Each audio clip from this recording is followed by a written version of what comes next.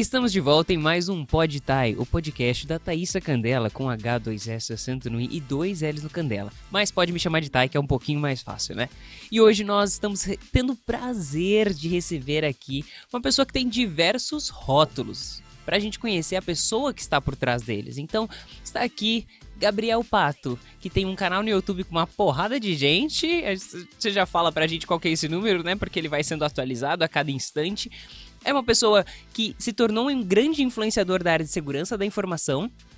É uma pessoa que é atualmente CEO da Pato Academy, ou seja, voltado para formar profissionais na área de segurança da informação. Mas eu acho que uma das coisas mais legais é que o Pato ele consegue falar de tecnologia de uma forma descomplicada e consegue atingir diversas pessoas que não são profissionais da área de tecnologia. Seja muito bem-vindo, Pato. Uau, nossa, eu fiquei até emocionado. Muito obrigado, que honra fazer parte aqui do seu projeto. Parabéns pelo projeto. Vai ser muito legal bater esse papo. Obrigada, Pato. Ah, e sem comentar que ele é um baita de um comunicador, convenhamos, né, pessoal? Nossa, vindo de você agora eu vou chorar ainda mais. Pô, que honra, muito obrigado. E a gente vai poder falar um pouquinho sobre como você desenvolveu essa sua habilidade. Certamente. Sendo uma pessoa de TI. Isso tende a ser estranho, né? Uhum. Numa mesma frase, profissional de TI, bom comunicador, não tende De a não... fato, é algo bem diferente, né? Legal. Mas vamos começar do começo, Pato. O que você queria ser quando você era criança? Cara, eu queria já ser hacker desde muito cedo, pra ser sincero. Então acho que eu tive essa sorte de ter descoberto algo que me encantou muito, muito cedo. Eu lembro que ele, com uns 9 anos, eu vi o filme Hackers Piratas de Computador, né? Que tem a Angelina Jolie, bem novinha e tal. Puta filme horroroso. Os caras saem patinando pela cidade com uns teclados que não são letras, são formas geométricas, tipo, bizarríssimo. Aquele estereótipo master de hollywoodiano pro hacker. E só que eu ali, novinho, cara, me encantei com aquilo. Falei, nossa, da hora você invadir os computadores e tal, como é que funciona? E comecei já loucamente a querer ler tudo que tinha pela minha frente para aprender a tecnologia para ser hacker. Obviamente a gente não tinha como chegar lá, não tinha esse caminho desenhado, não tinha os conteúdos que a gente tem hoje, né, não chegava nem perto. E eu tive também, obviamente, a sorte de ter um computador em casa desde bem de novinho, porque o meu pai, ele é da área de telecomunicações. Legal. Então, eu nasci no Rio, né, mas mudei para São Paulo com 1 ano de idade, então eu perdi meu carioquês. Ou só escondo, tá? E por conta do meu pai ser da área de tecnologia de alguma forma, né, telecomunicações no caso, ele tinha lá um 486 em casa e tem fotos minhas, assim, bem pequenininho, assim, 3, 4, 5 anos de idade, já olhando assim para aquela máquina como algo de outro planeta e gostando muito. E cada dia eu começava a ficar mais tempo ali brincando naquele computador. Então acho que juntou tudo isso, esse meu fascínio por tecnologia e ter visto esse filme me deu um trigger total. E eu comecei já estudando tudo que eu via pela frente, lendo baboseiras que não tinham nenhum sentido, mas algumas delas acabavam trazendo algum conhecimento. E acabei trilhando já para querer ser hacker mesmo. Então quando eu comecei, por exemplo, a estudar desenvolvimento, já era com essa finalidade. A minha motivação dentro de aprender tudo de tecnologia quase sempre teve como motivação esse objetivo final de querer ser um hacker, né? E quando você fala bem novinho, que idade você está falando? E que ano que era? Só pra gente poder se contextualizar aqui na linha do tempo, até da evolução da tecnologia. Vamos lá, eu comecei realmente a usar computador todo dia e estudar para ser hacker com 10 anos de idade. Então a gente está falando de 2001. Legal. E, pô, eu lembro que eu peguei o Windows 3.1, que já tinha que digitar o Win, da Enter pra ligar, peguei o 486, então eu lembro como criança, tem várias fotos minhas, aqueles flop drive B gigantescos. Peguei isso tudo, mas como muito criancinha ainda e tal, só explorando as coisas. E aí, mas ali com meus 10, 11 anos, eu comecei já a pegar alguma linguagem para estudar. Eu me lembro que acho que VB6 foi uma das minhas primeiras. Uma das que mais me fez aprender programação foi Mirk Scripting, e aí eu vou ter que explicar o que diabos é isso. Você pegou IRC? O Mirk. Eu frequentava essas comunidades de IRC, né? Pra galera que é mais da geração atual, eu tenho que traduzir, que é basicamente um servidor de bate-papo, muito similar ao Discord que a gente tem hoje em dia. Então, é um servidor que você entra e dentro desse servidor tem várias salas temáticas que cada usuário pode criar e você entra na sala dos outros e conversa por ali. E aí você começou a criar scripts. E aí, como eu tinha canais, eu queria fazer os botzinhos de moderação, o anti-flood, o comandinho para fazer alguma brincadeira na sala. E aí, interessado nisso, eu comecei a estudar o scripting do Mirk. E acho que foi a primeira linguagem, assim, que eu mais realmente comecei a brincar mais, aprofundei mais. Depois, um pouquinho depois, eu fui pro VB6 também. Legal. E, assim, das características, da sua personalidade mesmo, assim, eu gosto muito de dizer que diversas coisas que aconteceram na nossa vida quando nós éramos pequenos são padrões que se repetem ao longo de toda a nossa jornada. Então, olhando, assim, para trás, quais você acredita que eram as principais características da sua personalidade, do seu jeito de lidar com as coisas na época? Primeiro, certamente a curiosidade. Isso minha mãe fala muito, tipo, ela tinha que me segurar pra eu não querer pegar um telefone da minha frente e uma chave de fenda, abrir pra ver o que tinha dentro. Esse era o meu esporte, ver como as coisas eram por dentro, abrir tudo, detonava tudo. Tanto que eu lembro, bem pequenininho, meu avô me deu uma caixa de ferramentas e assim, foi o presente da minha vida, que eu queria sair abrindo tudo e eu tinha essa curiosidade. Acho que isso reflete no hacking, né? A base do hacking é ter essa curiosidade de entender como um sistema funciona para então descobrir onde pode ter um problema. E eu certamente sinto isso em mim. E agora, do lado da comunicação, até que você mencionou, é curioso, porque eu não sei se eu tinha ciência de que eu era um bom comunicador e tal, que eu conseguia transmitir, que tinha uma didática legal, até abrir o canal no YouTube. Porém, eu tive um marco no meu passado que certamente influenciou nisso, que foi quando eu criei uma rádio web. Então, quando eu tinha 13 anos, dentro dessas comunidades do Mirk, aí eu já estava mais envolvido com games também, jogando Counter-Strike, aquela época de Lan House, CS 1.5, 1.6. Eu tinha um canal no Mirk que era uma rádio web, que a galera se juntava ali para conversar e tal, ficava rolando as músicas que a galera ia pedindo, e quando tinha evento de Counter-Strike, a gente cobria o evento, a gente narrava ali. Que legal. E aí eu fiquei muito fascinado por rádio. Eu gosto muito de rádio, gosto muito de ouvir notícias em rádio, ver como os locutores apresentam as músicas e fazem aquela interação, aquele alto astral, aquele pique de energia. E aquilo me fascinava muito. Então, mesmo, lógico, eu não sabia fazer nada daquilo, não sabia, eu era um locutor, não tinha voz para isso, eu ainda era uma criança e não tinha nenhuma técnica, mas era algo que eu admirava muito. Tanto que eu fiquei amigo de locutores da Mix FM, de várias rádios, os caras me mandavam as vinhetas para eu ficar brincando de locução, e era bem legal. E eu queria evoluir nesse meio, então sempre ficava observando muito, ouvindo muito e tentando replicar como os locutores profissionais agiam nas rádios e tal. E eu acho que isso me ajudou bastante no lado de comunicação. Porque, de forma geral, eu sou uma pessoa tímida. As pessoas falam, você sai falando... Não, eu sou tímido. Se você me vê num evento que eu não conheço ninguém, dificilmente eu vou abordar uma rodinha e sair trocando. No cantinho. Eu sou bem na minha, total. Claro que se alguém vem falar comigo, beleza, pronto, dali pra... Desbloqueou a pessoa. Ok, deixa comigo e aí vai. Eu troco ideia numa boa, mas eu sou bem reservado. E aí quem me vê meus vídeos fala, você se comunica super bem, tá, são outros 500, assim, é diferente, né? Excelente. Mas acho que a Rádio Web foi um projetinho, embora seja aqueles projetos de adolescente, criança e tal, a gente levava muito a sério a parada. É muito legal que hoje eu vejo que várias pessoas que eram envolvidas com esse projeto continuaram no meio de games ou de internet e se deram bem. Tem 2 amigos meus que fundaram o CNB, que é um dos times de esportes aí mais tradicionais do Brasil. Ronaldo Fenômeno chegou a ser sócio deles nesse time. Então, é muito legal ver que a galera que se dedicava ali for fun mesmo, assim, só por brincadeira, acabou se desenvolvendo como profissional, né? A gente levava a parada a sério. É uma coisa de exposição. Eu, na minha jornada como adolescente, apesar de que eu já tinha um desejo de trabalhar com comunicação, esse era meu desejo mesmo quando eu era adolescente. Meu sonho era ser diplomata, mas antes disso eu queria ser jornalista, porque eu criei o jornal da escola. Então essas exposições que a gente vai tendo ao longo da nossa vida, elas vão nos permitindo desenvolver habilidades que a gente nem sabe que são habilidades essenciais. Então, por exemplo, a minha primeira apresentação em público cantando foi aos 9 anos. Uau. Então, pequenininha, 9 anos, vai lá. Canta. Você gosta de cantar em casa? Agora você vai cantar para uma galera muito maior. Então, tudo isso vai desbloqueando em você. Olha, eu não vou morrer se eu subir num palco. Né? Isso vai tornando a gente mais capaz e sentindo que nós somos capazes, porque muitas das vezes nós somos capazes, mas nós não sabemos. E um detalhe bem legal que você falou sobre essa questão de rádio, eu fiz um curso de locução de rádio no ano É passado. mesmo? Que legal! Sim, porque eu Que comecei massa. a ser convidado para fazer alguns projetos de locução publicitária, de locução de tutorial.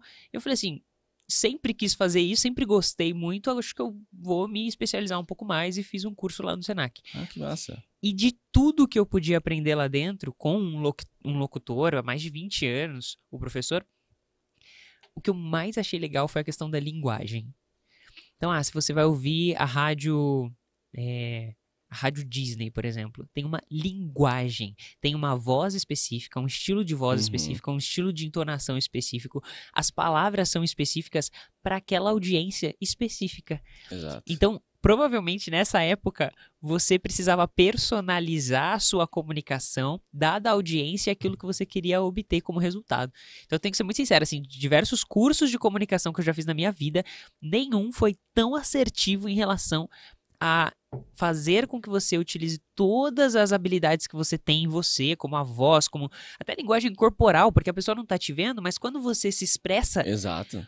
você consegue falar de forma diferente. Uhum. Né? Então, tudo isso pra mim foi fantástico. Assim, esse curso me abriu a mente de uma maneira que eu, particularmente, não tinha uma noção tão Não, clara isso é muito sobre legal. isso. Essa parte de se mover, para se expressar é muito interessante. Você vê em rádio mesmo, os locutores estão lá, esses explosivos, eles estão mexendo a mão, estão gesticulando, porque isso muda, né? Como vai sair a voz no fim das contas, isso transmite essa emoção.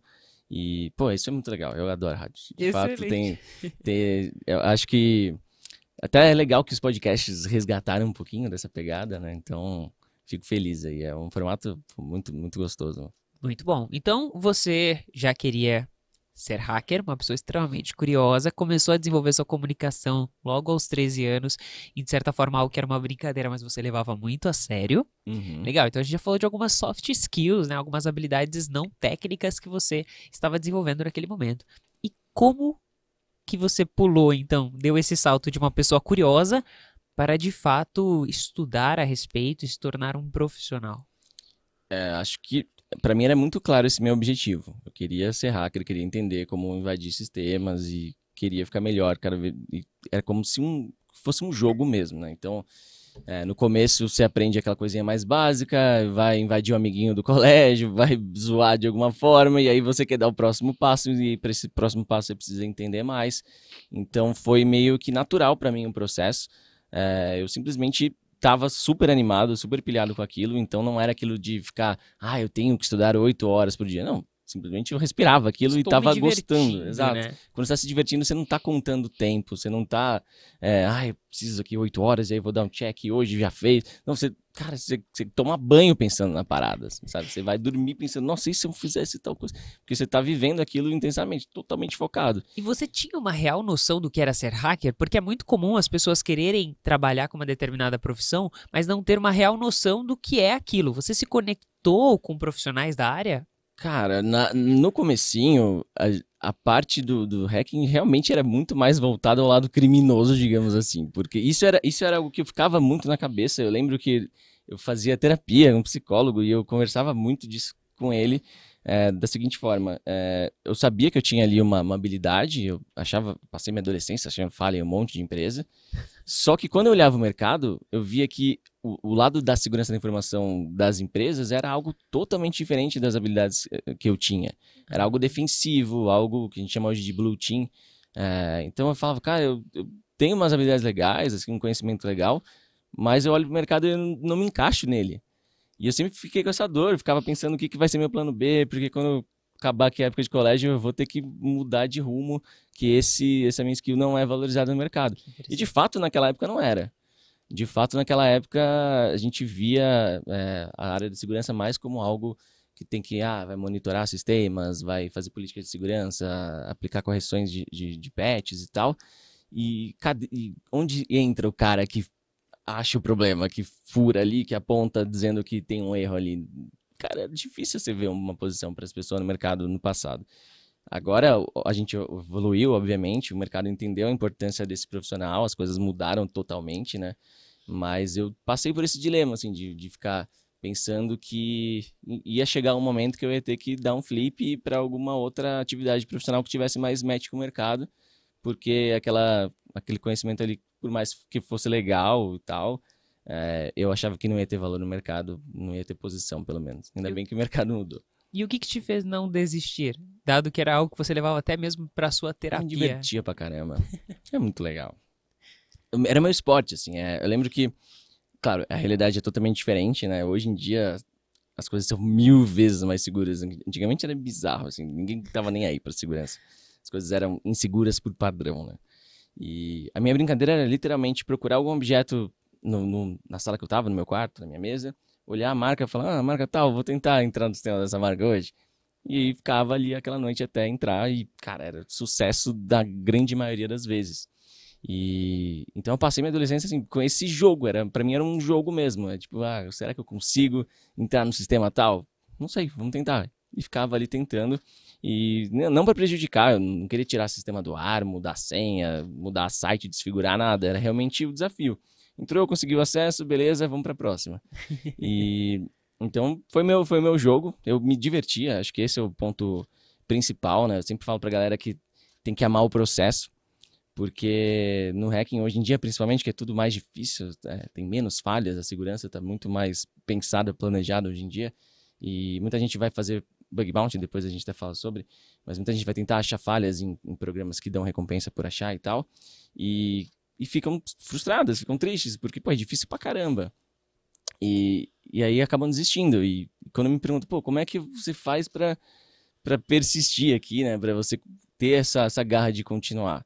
E eu falo, cara, é amar o processo. É você estar se divertindo e percebendo que você está evoluindo, que você está aprendendo, que você está praticando, que você está cada vez entendendo mais o sistema que você está testando, independente de você chegar no seu objetivo, que é a vulnerabilidade. Legal. Se você enxergar dessa forma, que a vulnerabilidade é uma recompensa, é um plus muito bom de se encontrar, mas você realmente gostar do processo e ficar satisfeito com o estar fazendo o processo, independente de você ter identificado a falha ou não, já fica uma coisa muito mais leve para você continuar. Porque se você só quer saber do ganho financeiro, de achar uma vulnerabilidade, ou, sei lá, da motivação, do gás que vai te dar, do brilho dos olhos que vai te dar, por achar a vulnerabilidade, se você colocar essa condição, se eu não achar a vulnerabilidade, eu fracassei, você vai se frustrar. Nossa, totalmente. E eu gostava do processo, assim, eu gostava de poder estar praticando, entendendo o sistema dos outros, e acho que isso que me fez conseguir seguir nos eixos aí. Legal. De qualquer forma, a gente está falando de uma profissão. Então, isso foi de um divertimento para, de fato, uma profissão. Quando você ganhou seu primeiro dinheiro com isso, e se foi com segurança? Eu comecei fazendo aqueles freela de fazer site pros contatinhos, né? Sabe, aquele moleque de 16 anos que faz o site pro tio? Eu fiz bastante disso. Depois eu comecei ali com uns 17 a fazer algumas consultorias de realmente mostrar as vulnerabilidades em alguns sites. Com 17. Mas aí eram mais conhecidos, a empresa de conhecido da família, cara que meu pai ia lá e falava, o Gabriel é bom achar uns furos aí, ele pode achar uns furos no seu site? Pode. Eu ia lá, eu achava, o cara ficava em choque, me contratava, fazia algum relatório para ele e tal. Mas aí quando eu saí do colégio, cara, no colégio eu era aquele cara, eu era totalmente nem aí pras aulas. E eu era louco para chegar na hora de acabar o colégio e correr atrás da minha independência financeira, de poder abrir empresa e tudo mais. Sempre tive muito essa pegada empreendedora. Meus cadernos no colégio era eu desenhando uns apps, umas landing pages, uns sites e uns serviços que eu podia inventar. Eu sempre estava querendo inventar coisa. Você já tinha se encontrado, né? E isso Tinha. é uma coisa que a gente percebe em diversas histórias, e até mesmo os jovens hoje em dia, que não sabem no que eles vão trabalhar daqui 5, 10 anos, porque as profissões também provavelmente nós teremos outras profissões, outras oportunidades que a gente nem imagina, como ser influencer hoje é uma profissão, e quem imaginava Nossa, isso, muda muito sei lá, rápido. nos anos 2000, por exemplo, é um processo de autoconhecimento, né? Uhum. É um processo de você se perguntar, é um processo de você se entender, é um processo de você, muitas das vezes, entender aquilo que você não quer, Perfeito. até mais do que o que você quer. Porque Perfeito. o que você quer é muito mais uma jornada de autoconhecimento. Agora, o que você não quer, muitas vezes, está muito claro, né? Perfeito. Eu tive essa bênção de, desde cedo, já saber o que brilhava meus olhos e Embora, como eu falei, nem sempre aquele formato eu entendia como sendo algo que eu ia poder levar para o mercado e tal. Mas se não fosse aquilo, ia ser algo muito próximo disso, né? Ia ser alguma variação em cima de, sei lá, infraestrutura, alguma coisa que eu pudesse aplicar o que eu sabia de hacking. Isso certamente ajudou no percurso. Legal. Terminou a escola, que você tanto esperava. Esperou muito por isso. Ainda bem que a gente passou da fase de como foi passar na escola. Então, depois você pode contar algumas historinhas aí pra gente de coisas que você derrubou. Qual matéria você ia muito bem? Nenhuma? Não. Pior que eu ia melhor nas de humanas. Tipo, nas de humanas? Português, história. Que legal. Por incrível que pareça, porque matemática foi uma bola de neve pra mim, assim. Todo mundo acha que, não, deve ser ótimo matemática. Mano, não. Foi uma bola de neve total, assim. Comecei na várzea há alguns anos, tipo, lá no final do fundamental, ali pela 8ª série, dali foi ladeira abaixo, cara. Você vai não prestando atenção, os negócios vai ficando mais difícil e aí Você já percebeu que você se perdeu no meio do caminho já? Exatamente. Eu tive que achar meus meios, né? Bom, então Cada um com o seu jeitinho. Já que você queria hackear a escola, né, pra conseguir terminar logo. Mas ó, já que você então está muito afim de contar sobre o seu período de ensino médio. Acho que já foi. Conta uma história aí pra gente que talvez tenha sido um game changer na sua cabeça. Dentro da época de colégio? Da época de colégio. A game changer, sim, pode ser desde alguma coisa que mudou a sua cabeça ou alguma coisa que reafirmou na sua cabeça, talvez, de que era realmente isso que você queria fazer, ou alguma coisa que foi muito divertida. Cara, acho que no colégio eu entendi um pouco como eu funcionava para aprender as coisas. Legal. E isso se reflete até o dia de hoje, que é, se eu não vejo a aplicação daquele conteúdo que está sendo exposto para mim, eu realmente não consigo prestar atenção. Então, muitas das aulas eu era chato que ficava questionando, mano, pra que esse negócio? Tipo, mano, pra que eu vou ficar prestando atenção nisso? Só pra um vestibular? E voltava a ficar estudando outra coisa de tecnologia no meio da aula. E acho que eu sou assim até hoje, viu? Se eu não vejo realmente utilidade, acho que minha déficit de atenção já me elimina desse foco aí e segue realmente sendo assim. Mas, cara, o colégio foi muito isso pra mim, assim. Era a minha época que eu tava só querendo correr pra casa e em casa eu virava à noite, ia virado pro colégio. De madrugada ficava colocando uns travesseiros nas frestas da porta pra minha mãe não perceber que eu tava no computador. E ficava realmente até perto do horário de ir pro colégio, acordado no PC e tal. E cara, obviamente usei minhas skills de hacking dentro do colégio, obviamente, não vamos entrar em detalhe porque o único diploma que eu tenho é o do ensino médio, não vamos fazer eu perder esse único que eu tenho. Mas deu pra brincar legal, época boa, de Windows 98, cheia das falhas. Eu percebo que você é uma pessoa muito autodidata, né, naturalmente, e quando eu digo autodidata, não é simplesmente entrar no Google, pesquisar sobre alguma coisa e se sentir um especialista naquilo, porque é uma tendência muito grande da geração que está exposta à internet hoje em dia. Você assiste um TED Talks, agora eu vou sair por aí ensinando o que eu vi em questão de 15 minutos. Uhum. Mas eu percebo que você ia a fundo nas coisas, né? Você via uma parte teórica, entendia que aquilo tinha uma aplicação e você colocava em prática. Exato. Você colocou isso em prática na escola, nos computadores da escola. Será que o Durso, meu advogado que tá assistindo isso, me pinga aqui, me diga se eu posso falar ou se eu falo do meu primo. Ah, seu primo. Meu primo aloprava na escola. Sério? Ele, mesmo caminho. Vou contar uma história, vai, vamos lá. Lembra, eu falei que tinha a rádio web, né? E no primeiro ano do ensino médio, a gente fez uma parceria com a escola. Porque tinha vários outros meninos da escola envolvidos com esse projeto, e a escola achava legal e tal. Legal. Então a escola deu pra gente uma sala para virar um estúdio da rádio dentro do colégio. O que foi bem legal. E só que todo mundo que estava envolvido com aquela rádio estava pegando recuperação. Tá todo mundo indo mal. E aí, o que aconteceu? Chegou no final do ano, eles cortaram o estúdio da gente. Pô. E era bem na semana de recuperação final. E aí eu fui lá desmontar o estúdio e tal, e eu falei, mano, tem esse computador que eles deixaram aqui, né? Deles, que tá na rede local, né?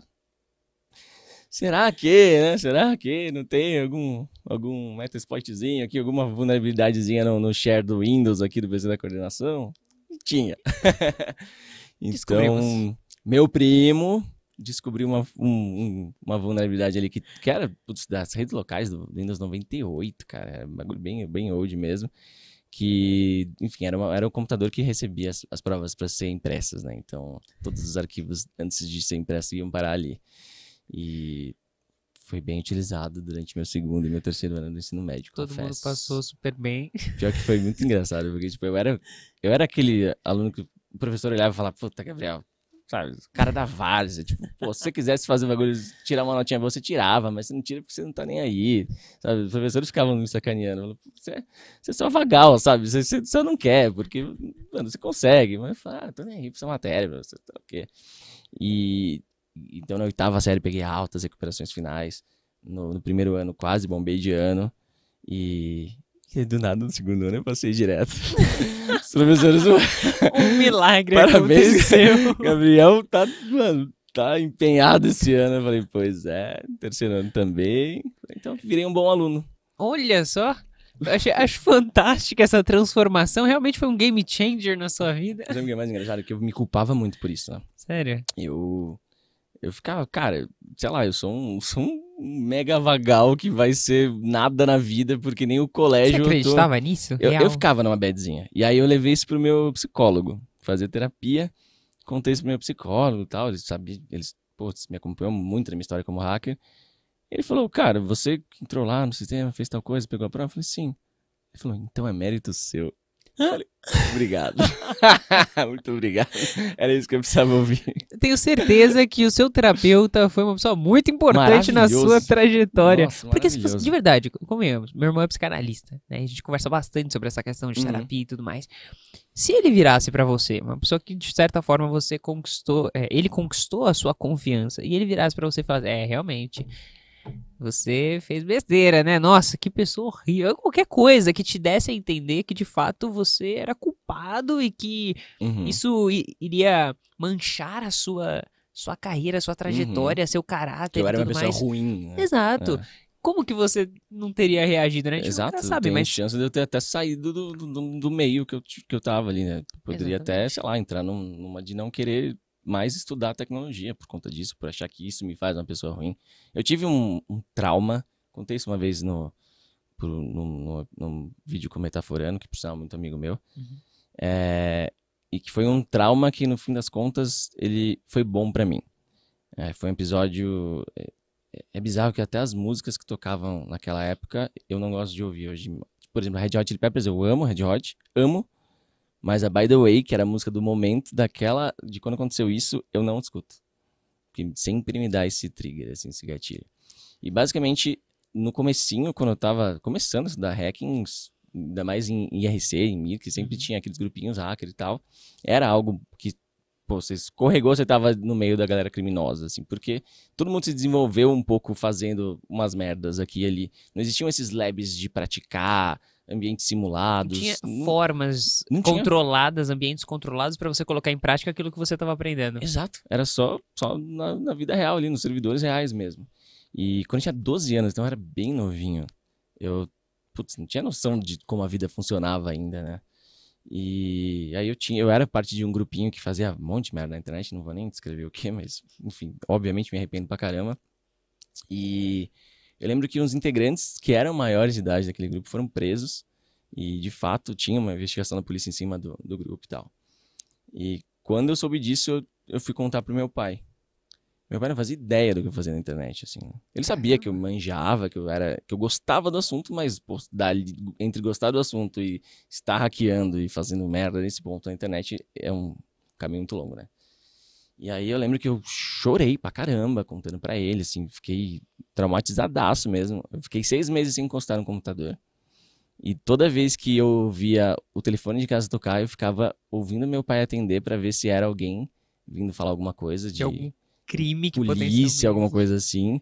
Quando passava a luz de viatura na rua, eu ficava olhando pra ver se ia parar no meu prédio. Eu fiquei assim, traumatizadaço. Eu não sabia como as coisas funcionavam. Tipo, sei lá, será que prenderia meu pai? Iam me levar, eu não sei, eu tinha 12 anos.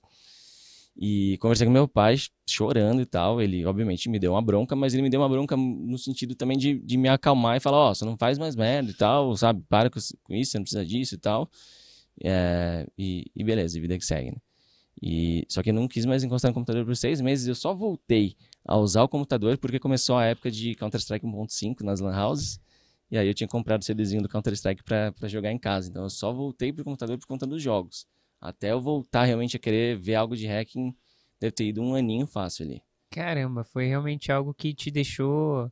Ah, de certa forma, isso pode ter sido muito bom Isso também, né? foi. Por mais que tenha sido traumatizante, porque, como você falou, você estava muito próximo dessas pessoas, era um Exato. pezinho ali pra você realmente ter achado graça nesse universo. Eu nem Uhum. digo assim por questão de caráter, nem nada, mas talvez como criança, vendo a recompensa, e nós, como seres humanos, nós temos duas percepções, né? Como cérebro humano mesmo, como Uhum. animais. Ou a gente tem a questão do medo daquilo que a gente se afasta, ou a gente encontra uma recompensa daquilo que nós nos aproximamos. Uhum. Então, naturalmente, você ia ver uma recompensa maior, talvez, uma influência das pessoas que estavam ali. Exato, É. acho que esse é o ponto que acaba mais pegando, né? Para um menino de 12 anos que não era o popularzão da escola, ter um pertencimento num grupo online já é algo legal. Então, você conseguir fazer bons feitos no hacking, isso impressiona os outros dentro dessa comunidade. Então, tem muito disso. E sim, hoje eu facilmente concluo que foi algo bom, foi uma virada de chave, porque a partir desse momento eu não frequentei mais nenhum tipo de grupo de hacking, comunidades e tal. Até hoje, muita gente me questiona, até meus haters, os poucos haters que eu tenho, vem Uhum. muito desse sentido de que, como é que o Gabriel tá falando de hacking no YouTube, aí sendo popular com isso e não faz parte de nenhuma comunidade ou nenhum grupo hacker, nem nada. Porque realmente, a partir desse momento, eu fiquei, tipo, eu não participei mais de IRC ou de fóruns, de comunidades, eventos, eu fui, dali pra frente eu fui sozinho.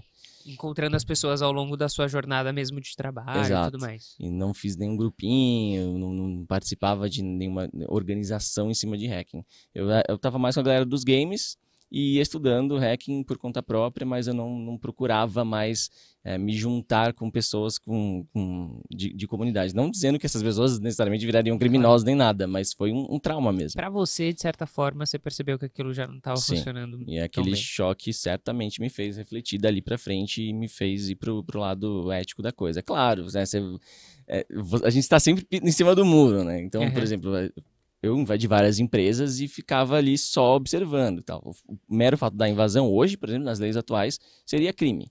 Mas eu não prejudiquei as empresas, né? Então eu entrava ali, observava e tal, e beleza. Acabou pra mim, não fazia mal a ninguém.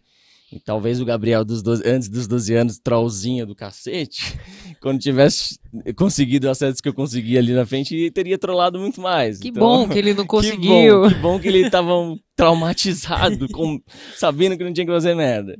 E é legal que hoje eu vejo muito do meu público, tem muita gente novinha, né, que me assiste, né, que tá começando e tal, 12, 13 anos, e às vezes vem conversar comigo e aí eu posso passar esse lado, essa visão. Né? Então hoje eu consigo transmitir isso pra galerinha. Às vezes vem um menino de 13 anos uma vez e mandou umas print na minha inbox que ele tava pegando acesso em um site que era .gov, alguma coisa. Aí eu falei, não manda isso pra mim não. Em caso de investigação, declaro que sabe eu não quero saber o que você tá fazendo aí do outro lado, hein? Me deixa fora dessa, né? E aí, mas é legal que eu pude conversar com o menino, sabe, orientar, e então isso é legal. Eu me sinto bem de pensar que, putz, deu pra dar uma orientada numa pessoa assim. Teve até um seguidor meu que já foi preso por crimes eletrônicos e ele saiu, ou ele tava em regime aberto, agora em semi-aberto, e aí ele mandou uma inbox pra mim falando que os meus conteúdos, tipo, ter mostrado que existe mercado, que os meus conteúdos ajudaram ele agora e ele só quer conseguir agora uma colocação no mercado e usar os conhecimentos dele pra ser um hacker ético, pra ser do bem. Cara, quando eu vi isso, sério, esse foi... E a gente tem histórias de pessoas, eu não vou lembrar exatamente, é uma pessoa muito famosa que fala sobre engenharia social hoje em dia, qual que é o nome dele? Que foi preso pelo FBI. O Mitnick. Mitnick, Kevin Mitnick. Ele passou por essa experiência, né, Total. sendo um hacker do mal, e hoje ele ajuda grandes corporações, o governo e tudo mais, né? Acho que era muito comum, porque é muito tentador, sabe? Você já conquistou, você achou o problema na barreira, pulou essa barreira, você tá dentro, e aí é questão de um enter pra você fazer alguma ação ali dentro que seria um crime. Mas, cara, você tá tão na adrenalina, você tá tão curtindo aquilo tudo, que você quer ver a recompensa final, você quer confirmar que você teve acesso àquilo tudo. Então, eu entendo... Você não pode nem compartilhar com as pessoas, né? Tipo, caraca, eu consegui! Pra que eu falo isso? Eu já tive muita situação assim, só de mostrar, vou mostrar aqui, ó, não finge que você nunca viu isso aqui, mas preciso mostrar pra alguém. E é isso, acho que é meio que natural, ainda mais na adolescência, né, que tá todo mundo ali naquela vibe de questionar tudo que já aprendeu na vida, valores e se descobrindo. O cara que ganhou um acesso desse, tá com a cabeça de adolescente, tá a milhão ali, o cara acaba cometendo um deslize ou outro. Por isso, até na Pato Academy, no curso, um dos conteúdos que eu mais quis fazer e que eu coloquei lá pra galera é que um papo meu com o Durso, o Luiz Durso, amigaço meu, que é um dos maiores nomes da advocacia da parte de crimes digitais, Legal. em que eu tiro dúvidas com ele sobre como fazer as abordagens com empresas e o que um hacker precisa saber do lado jurídico para ficar no lado do bem aí, para não ter problema. Então esse é um conteúdo que, eu fiquei muito feliz de poder trazer isso pra galera que tá fazendo o curso, que eu falei, cara, esse é o conteúdo que eu queria ter visto lá no meu começo. Inclusive tinha dúvidas que eu tirava com ele na nossa gravação, que eram dúvidas que persistiam comigo, assim, eu ainda não sabia a resposta daquilo. E é muito importante, quando você sabe onde você tá pisando, até onde você pode ir, isso te deixa muito mais à vontade.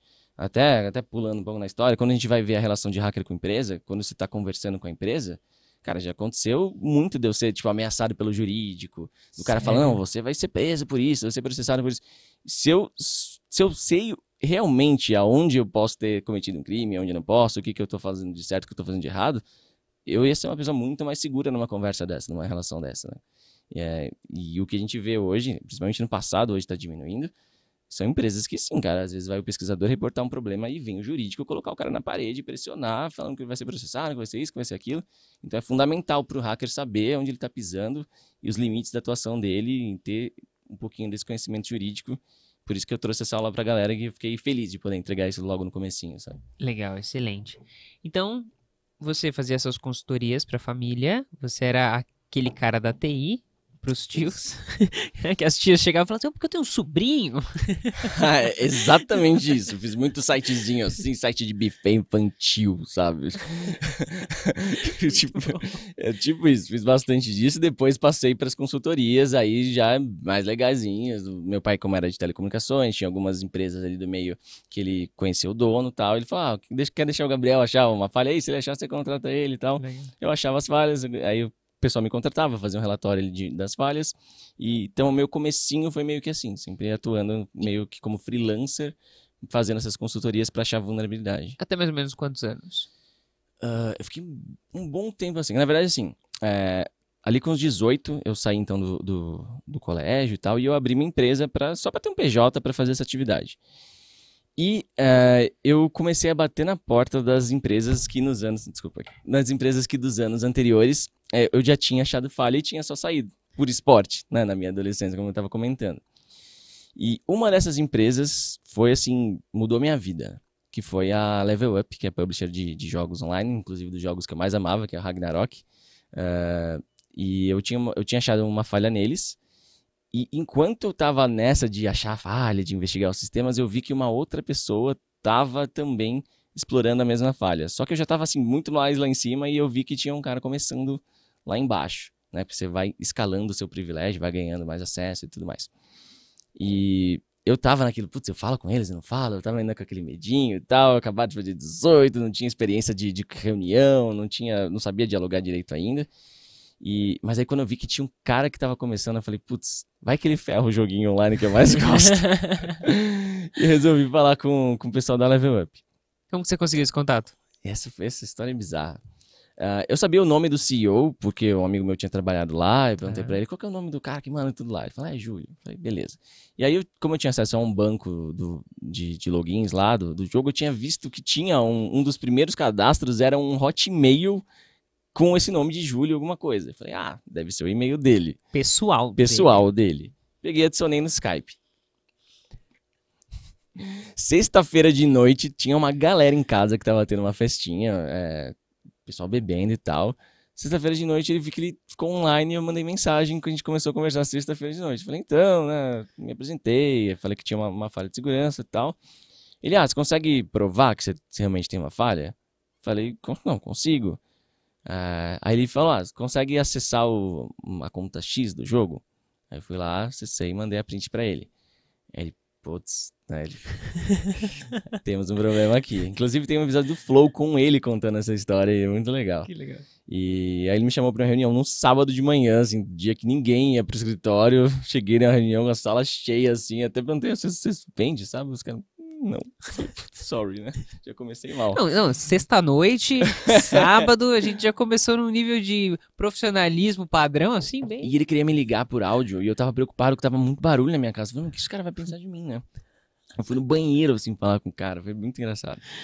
E aí eu fui pra essa reunião e expliquei a vulnerabilidade, expliquei o que eu fiz, mostrei que eu não era um criminoso ali, a minha intenção e tal. E eles super aceitaram, super me entenderam, me deram os parabéns, gostaram da minha abordagem, por mais bizarra que ela tenha sido, eles gostaram do fato de eu estar ali pra falar desse problema sem ter explorado nada disso. E eles tinham algum time de segurança, eles já tinham um alto nível, porque assim, isso também vai de empresa para empresa, né? Tem empresas que têm baixo nível de consciência da necessidade ali de ter alguém, pelo menos, olhando para isso, seja de uma forma defensiva ou de uma forma, como a gente chama de red team, né?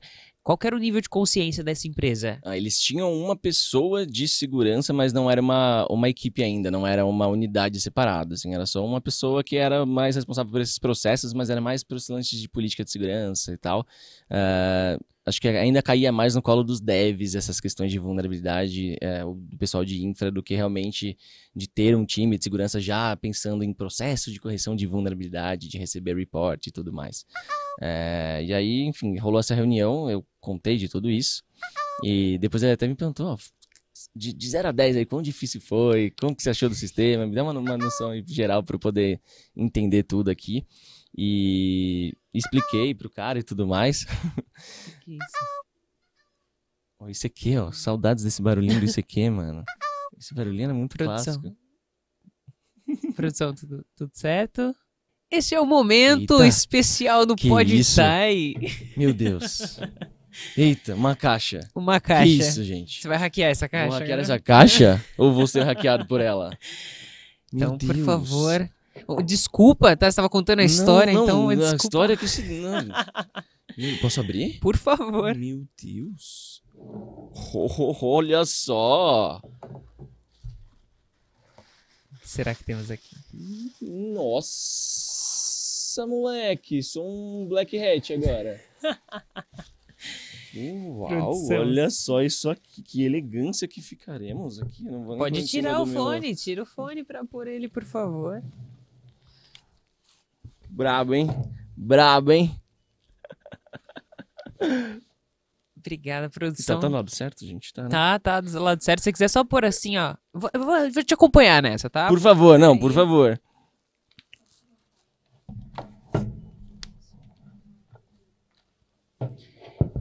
Se você quiser fazer assim, ó, só pra não Vamos lá, fazer tá bom, uma, só pra uma não- sombra no seu rosto. Agora nós Sou um estamos. Black Hat?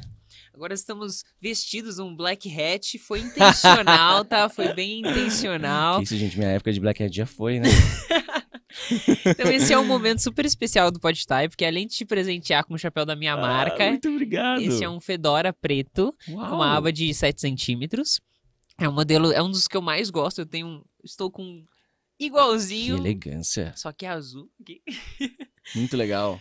É E- sua marca. É a minha marca. Que massa, é a minha parabéns. Marca, minha marca, Que obrigada. legal. E mais do que te presentear, que já é algo super importante, né, pra você lembrar de mim, lembrar do Podtai quando você estiver lá com o chapeuzinho em cima, Com certeza. é um momento de honra do Podtai. Eita. Então, a minha pergunta pra você é, na sua jornada, eu tenho certeza que diversas pessoas foram muito importantes pra você ser quem você é, você chegar onde você chegou, no patamar onde você está, né? Tanto de audiência, quanto financeiramente falando, enfim, você ter as possibilidades que você tem hoje com a idade que você tem. Mas eu tenho certeza que tem uma pessoa Fácil. que foi muito importante e que você tira o seu chapéu. Fácil, fácil, fácil. Inclusive, eu estava contando a história que ia chegar nessa pessoa. Legal. Que é o Júlio Vieites, que foi o CEO da Level Up Games. Hoje ele tá na Garena. Que foi o cara que olhou para aquele menino de 18 anos que era um adolescente que caçava falha por aí. Recebeu ele num sábado. Orientou a abrir uma empresa. Indicou para várias outras empresas. Ele marcava jantar comigo para me dar toques de empreendedorismo, de como eu podia tocar meus negócios, o que eu podia fazer profissionalmente. Então, pensar que alguém foi tão coração aberto para um cara que chegou por Skype e até hoje, né, somos amigos. Cara que eu... Qual que é o nome certamente, dele? Júlio? Júlio Vieites. Tiro o chapéu Júlio. totalmente. O cara mudou minha vida, foi meu mentor. E, pô, gratidão eterna, assim. É um cara muito, muito legal. Muito bom. Muito bom. Júlio, Valeu, Júlio. nós te agradecemos também, porque senão o Pato não estaria aqui Certamente, agora, podendo certamente. compartilhar toda essa sua experiência com diversas pessoas. E esse é exatamente o meu objetivo com o Podtai, sabe? Mais do que as pessoas verem pessoas que deram super certo, é saber qual foi a trajetória. Porque a trajetória não é tipo, nasceu, se tornou o Gabriel Pato que a gente conhece. Você passou por perrengues, você passou por aprendizados, e mais do que isso, você precisou que pessoas acreditassem em você. Exatamente. Pessoas que olhassem pra você de alguma forma e falassem assim, esse cara tem capacidade, eu vou dar um voto de confiança, eu vou dar uma oportunidade, eu vou dar conhecimento pra ele, pra que ele possa se desenvolver. Então, Júlio, nós tiramos o nosso chapéu aqui pra você. Com certeza, Júlio. Muito obrigado. Aliás, é um cara que você tem que trazer pra cá, ele tem histórias fantásticas. Cara, todo mundo que você conhece no mercado de games, todo mundo, eu conheci uma galera, né, do mercado de games e tal, todo mundo que você vai conversar, fala, fui consultor da Level Up. Cara, você conhece o Júlio? Eu falei, claro, o Júlio foi. Não, o Júlio na minha vida, ele fez isso. Quando eu era pequeno, ele foi, me colocou pra aqui, pra lá. Nossa, todo mundo no mercado de games Vamos trazer tem uma história. Júlio. Muita gente do mercado passou pela Level Up e o Júlio deu oportunidade pra uma galera, assim. Ele é um cara muito diferenciado, muito diferenciado. Muito Excelente, diferenciado. vamos trazer o Júlio, você faz a ponte aí Com pra certeza, gente. com certeza, vai ser incrível. Muito bom. Excelente. Muito obrigado pelo presente, adorei. Uma honra, um prazer. Vou deixar aqui, ó. Vamos deixar... Aparece aqui, gente. Ah, se você quiser me deixar aqui no meio, deixa agora eu eu- vou ficar com o meu. E aí, se você quiser pôr o fone novamente. Agora, seguimos então. Foi um timing bom, né? Pô, Porque sim, você eu tava tava contando. nessa história mesmo. Mas foi isso, então. Aí eu cheguei nessa reunião e ele me recebeu, o Júlio, né? E pra minha surpresa, entendeu de cara a minha intenção. E aí foi até engraçado, porque ele falou, legal, eu vou te contratar. Como que funciona o seu business? Eu falei, caramba, acho que eu nunca cheguei nesse ponto, né? E eu não sabia o que eu ia oferecer, quanto que eu ia cobrar, não tinha referência de nada disso. E aí eu lembro que eu pedi um valorzinho bem baixinho, assim, né? Como todo iniciante, que pra mim seria já incrível aquele valor, para fazer um relatório indicando todos os problemas que eu encontrasse, dar uma mapeada ali na rede, fazer uma varredura nas aplicações dele e fazer esse relatório para eles. E ele falou, tá, mas beleza esse valor, só que em vez de ser isso pelo relatório completo, a gente fica mês a mês com você, te contrata por esse valor, você vai receber isso todo mês. E ele, me fala aí onde que tem um evento legal de hacking que vocês acham o mais da hora de todos. Eu falei, nos Estados Unidos rola a Black Hat e a Defcon. E eu falei, tá bom, então você vai pra Black Hat, pra Defcon na próxima e tal. E me Você pagou nunca a viagem. tinha ido? Nunca. Nossa, foi animal. Caraca. Então, putz, foi muito massa. Foi muito massa. Eu fui pros Estados Unidos por eles, fui na Black Hat. Pô, Black Hat é um evento de só entradas. Essa que acontece em Las Vegas? Então, a principal edição sim, só que na ocasião eu escolhi não ir pra edição de Las Vegas porque não tinha 21 ainda. Então eu falei, tá. putz, isso vai dar merda, vou ficar sendo expulso dos cassinos. Então aí eu peguei a edição de Washington, que hoje não existe mais, né? Hoje eles focaram mais na de Las Vegas e acho que tem uma na Europa, uma no Japão, algo assim. Mas nos Estados Unidos ficou focado nessa de Las Vegas, que é em agosto sempre. E é muito legal, assim. É legal que assim, a Black Hat ela é mais terno e gravata, ela é muito mais corporate, assim, tanto que o ticket é muito alto, né? O super antecipado, né? O ingresso, antes de você saber quais vão ser as palestras, é na casa de $2.500. Caraca. Só pra ver as palestras. Se for fazer treinamento, então aí vai pra $10, né? Então é bem pra empresa mesmo.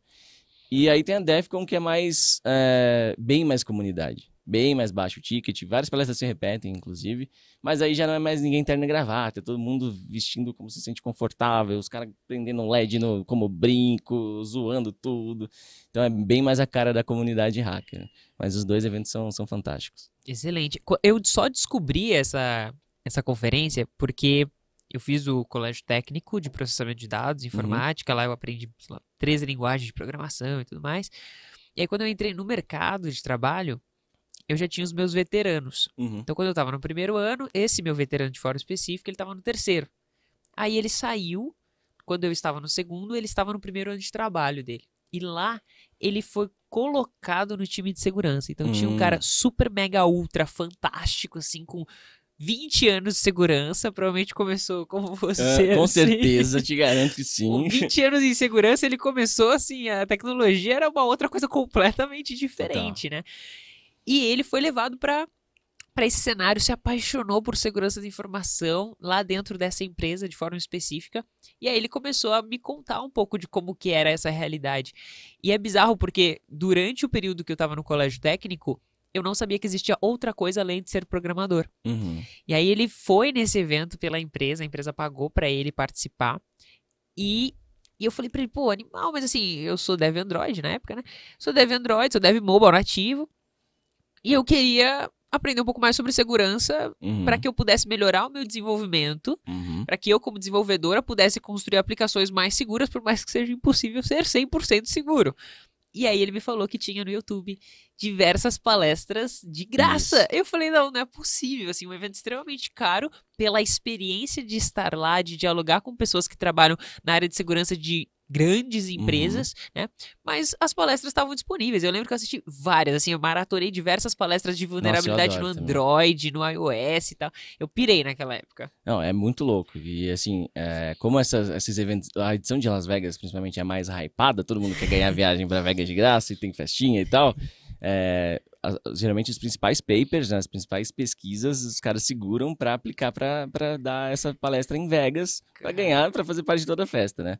E então, assim, é um evento que você fica de queixo caído do início ao fim. É conteúdo muito bom, muito exclusivo, técnicas novas que estão sendo anunciadas pela primeira vez ao público, casos de hacks absurdos, assim, sei lá, palestra de hackear satélite, palestra de hackear carro, que você fica assim, tipo, em choque e é muito legal. Tem até uma que eu postei no meu canal, bem antiga, acho que foi 2010, se eu não me engano, do Barnaby Jack. Aliás, seria essa edição que eu teria ido se eu não tivesse desistido da edição de Vegas por conta de ter menos de 21 naquele ano. E, putz, eu teria pego essa palestra que seria um sonho de ter visto de perto, que basicamente o cara trouxe um caixa eletrônico pro palco e mostrou que ele conseguia invadir o caixa e fazer o caixa cuspir dinheiro. Uma machina? Aquela... Um ATM, um caixa eletrônico. E aqui lá nos Estados Unidos, o cara consegue comprar um caixa eletrônico, né? O que é bem bizarro. Sério? Aqui é super controlado. Lá o cara comprou 2 modelos, mandou entregar na casa dele, falou que ia depois levar pra loja, sei lá. E você pode ir lá. Tem muito mais fornecedor do que aqui, né? Que é super controlado. E aí o cara começou a estudar a parada e achou os furos lá. E achou as vulnerabilidades, escreveu um exploit. E como a maioria dos caixas eram ligados em rede de telefonia, era um modem que recebia ligações. E aí o software da central começava a conversar para fazer configuração remota e tudo mais. Então, se ele ficasse varrendo o número de telefone, ele conseguiria identificar que ele caiu num caixa. E baixando a config do caixa, ele saberia o endereço. Tinha um endereço físico onde aquele caixa estava instalado. Então, se fosse de fato um criminoso, ele poderia varrer os números da cidade em busca de telefones que caixas estavam atendendo. Ligava pelo softwarezinho dele, mandava o firmware modificado dele e fazia sacar o dinheiro todo ali. E ele podia fazer isso numa boa e cometer um crime histórico, mas o cara foi lá e reportou e tal, fez tudo bonitinho. E é fantástica a palestra dele, que ele realmente leva esses caixas no palco e faz... E ele ainda, sacana, né? Ele fez o firmware dele e ainda aparecia assim, jackpot, sabe daqueles do slot machine? Então, quando ele dá o comando lá, vem na telinha do caixa aqueles negocinhos de slot machine rodando, para, dá o jackpot e começa a cuspir o dinheiro. Assim, o cara é muito sacana. Caraca. Isso é uma coisa que eu... Puxando sardinha aqui pro lado da comunicação de novo, porque a sua jornada ela tem comunicação em diversos pontos, desde a comunicação sua diante do Júlio, por exemplo, naquela situação específica, o fato de você ter ido empreender, quando as pessoas pensam em empreender, muitas pessoas romantizam muito empreender, né? E esquecem de que você vai precisar desenvolver outras habilidades que se você for um CLT dentro de uma empresa, você não vai precisar. Perfeito. E muitas das vezes quando você é um freela, você precisa falar com clientes, você precisa convencê-los, você vai precisar dar valor e justificar o seu valor, o preço, né? E o valor agregado em cima daquilo. Enfim, tem comunicação em todas as pontas. E uma das coisas que eu percebi, que me chamou muita atenção nessas palestras internacionais de tecnologia, é a habilidade de comunicação dos palestrantes. Sim. Você fala, como é possível, assim? Porque a gente tá rodeado de gente de tecnologia que não desenvolve a sua habilidade de comunicação, que não se expõe em determinadas situações. Mas essa galera fazia umas palestras que eu falava, é muita criatividade, sabe? Tipo, a forma com que eles organizavam o roteiro, como eles começavam, chamava a sua atenção. O assunto em si é interessante por si só, pra quem se interessa, mas eles conseguiam construir... Tem palestras muito sensacionais, você fala, a pessoa, sei lá, levou música pra dentro da apresentação. Daí você fala, caraca, tipo, de onde vem essa habilidade? Não adianta você ter um baita conteúdo se você não tá transmitindo ele na sua palestra. E esse cara, o Barnaby Jack, dessa palestra dos caixas eletrônicos, é um cara que eu admiro muito por conta desse lado também. Ele não tá só com conteúdo absurdamente foda, incrível, ele tá transmitindo isso de jeito que todo mundo tá entendendo, todo mundo tá se divertindo e todo mundo ficando preso no assunto dele. Porque ele poderia ir pro lado do paper dele e falar daquelas coisas que dá sono pra todo mundo e contar da vulnerabilidade. Mas ele fazia um storytelling na palestra dele. Ele começava a palestra falando, mano, eu vim pra cá com 2 caixas eletrônicos na minha van, imagina se eu sou parado, o que eu vou falar pro guarda? Tem 2 caixas eletrônicos na minha van. E então ele começa a fazer muita piadinha para contar essa história e vai contando de forma storytelling, contando a experiência dele. Ele conta de quando ele ligou para o suporte da fabricante do caixa eletrônico porque ele tinha corrompido o firmware sem querer durante os testes dele e o cara teve que ir na casa dele, um técnico para corrigir o caixa eletrônico. E chega um técnico na casa do cara. Tipo, mano, por que tem um caixa eletrônico na sua sala de estar, sabe? E ele vai contando todas essas histórias enquanto no meio vai falando do progresso que ele teve nessa pesquisa até achar a vulnerabilidade. Isso para mim é uma aula, assim, uma aula. Porque você poderia só falar do objetivo que é do objetivo do evento, que é falar, olha, a falha era isso, tinha um pacote de dados e tal, você conectava na rede, blá, blá, blá, enviava. Mas o cara, ele fez o negócio ficar mais humano. Ele fez todo mundo se colocar no lugar dele durante o processo e mostrou o quanto o processo foi o principal. Ele até fala isso, e essa frase que eu usei no início de amar o processo é uma frase dele, né? Que ele fala até no final dessa palestra. Que, tipo, hackear um caixa eletrônico é legal. É legal você ver o caixa eletrônico cuspindo dinheiro. Mas o mais legal, de longe, foi tudo que aconteceu antes. Foi esse processo inteiro. Então ele foca muito no processo. Você tem que amar o processo. Mesmo que você não tivesse, no final, conseguido hackear esse caixa eletrônico, o que ele aprendeu tentando, comprando caixa, revirando firmware, conectando, vendo como ele ia acessar aquele software, como ele ia debugar aquilo tudo, mesmo que ele não tivesse conseguido a falha, aquilo ali já valeu de tudo. Já valeu o aprendizado. Então não é como você achar que fracassei e é como se eu tivesse ficado, ou se tivesse ficado dormindo seria melhor. Não, cara, você aprendeu um monte, por mais que você não chegue na vulnerabilidade, você aprendeu um monte no processo. E é só questão de mudar esse seu olhar, esse seu mindset para entender que o legal tá aqui no processo e você tá fazendo isso. E não só ficar esperando a recompensa de ter achado a vulnerabilidade para se sentir estar indo pro lado certo, sabe? Excelente. Então, você, de forma linear, né? Você, então, consultoria, Júlio, Level Up, e aí você continuou nessa jornada empreendedora até os dias de hoje? Sim. Eu comecei, então, a fazer essas consultorias, fiz a Level Up. A Level Up eu fiquei 10 ou 11 anos lá com eles. Foi a única que eu não queria largar por nada, eu só parei com eles por conta da Pata Academy no ano passado, sabe? Porque eu adorava trabalhar com eles, acho que chegou a dar quase 12 anos. E, pô, sou amigaço de todo o time, assim, uma galera muito legal mesmo. Mas em paralelo, então, eles começaram a me indicar e eu comecei a ter clientes até vindo por site, enfim, né, networking. E fiquei uma época fazendo esse tipo de teste, sim. Mas ao mesmo tempo também em paralelo, ali quando eu estava com uns 21, eu apliquei para uma aceleradora de startup, a Aceleratec, que hoje chama ACE, né? Era a primeira turma deles, eles estavam sendo fundados no Brasil. Eu apliquei, eram 300 startups, ia passar acho que 15, aí eu passei. E eu comecei, então, a entrar mais nesse mundo do empreendedorismo. Então, assim, não vingou a empresa que eu criei lá. Era uma startup? Era uma startup, a gente estava fazendo um produto de autenticação de 2 fatores e tal, coisa que ainda estava começando a aparecer na época, né? Legal. Mas o modelo de negócio não ia vingar, assim, enfim. Não ia conseguir se sustentar. Não ia rolar. Mas, cara, eu falo que ali foi a minha faculdade, né? Que eu cursei faculdade, mas eu não concluí a graduação. Era do quê? Análise de sistema. E ali nos últimos semestres, aquele negócio já me encheu o saco, já tava fazendo um monte de consultoria. Falei, quer saber? Depois eu volto a pensar nisso aqui. A pior coisa que pode acontecer pra alguém estando na graduação é conseguir ganhar dinheiro e ganhar muito dinheiro fora dela.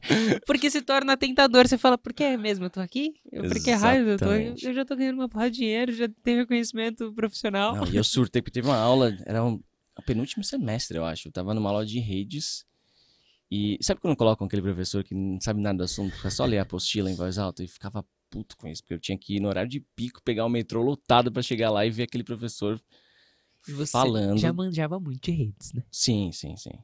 E aí, a aula era literalmente, não tô brincando, tá? A aula era instalação do Windows XP. Falei, puta que pariu. Aí, tá, como a gente faz? Fazendo disquete pra cair no instalador lá e tal. Falei, tá bom. Apertar tal tecla pra ir durante o boot, pra fazer a instalação. Eu, nossa, que tava me testando a paciência de uma forma. E aí tinha lá assim, pressione o Enter para iniciar a instalação do Windows. Aí o professor, o que a gente tem que fazer agora? Eu falei, pô, pressionar o Enter, tá escrito na tela. Ele, não, lê o item da apostila em voz alta, do jeito que tá na apostila. Eu falei, item 14, pressione o Enter para iniciar. Eu falei, então vamos... Eu falei, não, esse cara tá me testando muito hard, velho, muito hard. E aí fiquei assistindo a gente ficou assistindo a barrinha de progresso da instalação do Windows XP na aula, naquele computador incrível da faculdade. Concluiu a instalação, ele viu que deu o boot, falou, vocês estão dispensados, acabou a aula. Falei, puta, velho. Não acredito que você teve uma aula de instalação de Windows. Juro por Deus. E aí eu fui na semana seguinte, né, Gabriel lá, persistente, fui de novo pra aula. Instalação do Windows Server. Cara, é o mesmo setup, velho. É o mesmo setup. Falei, mano, aí eu saí no meio da aula e nunca mais voltei pra faculdade. Eu nem tranquei. Eu simplesmente fui embora. Falei, não dá mais, não dá. Fui embora. Nossa, olha, eu fiz um colégio técnico. Eu tive 2 matérias de rede. Uma teórica, aprender os protocolos, TCP, IP e tal. E uma prática, onde a gente fez um... Ai, qual que é o nome? Daquele que você consegue mover, você consegue ter acesso a outro computador. Ah, o TeamViewer. A gente teve que construir um TeamViewer, desenvolver o software ali de um TeamViewer e tal, com socket e tal. Pô, bolado. É muito legal. E tipo, eu tô falando do colégio técnico. Pô, animal. A gente não teve nada de instalação. Você tava numa graduação aprendendo a instalar o Windows. Tipo... Não, e é bizarro que esse professor...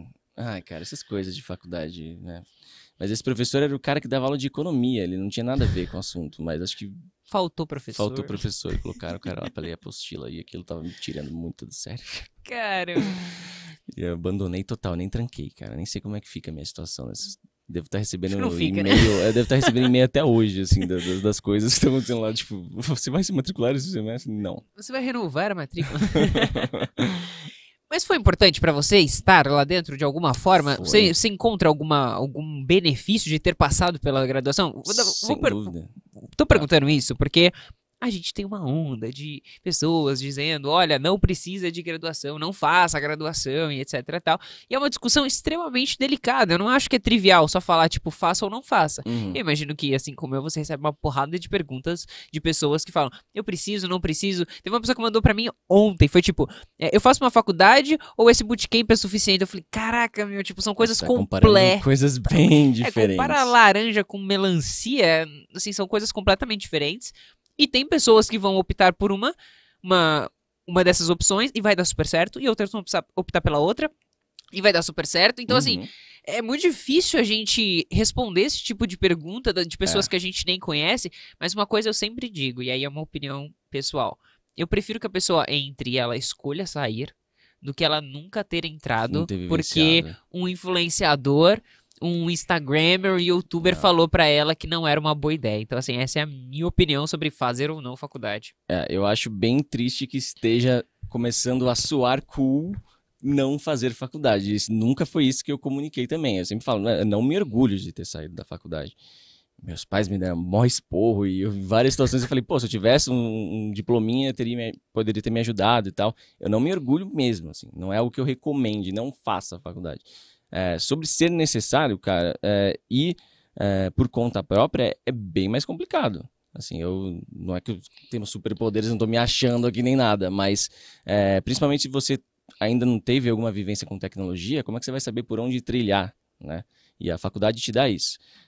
E te respondendo, sim, para mim foi muito importante, porque como eu fui autodidata, né, até então, eu nunca tinha feito nenhum curso de nada de tecnologia, eu comecei a ver a real teoria por trás das coisas, dos conceitos de programação.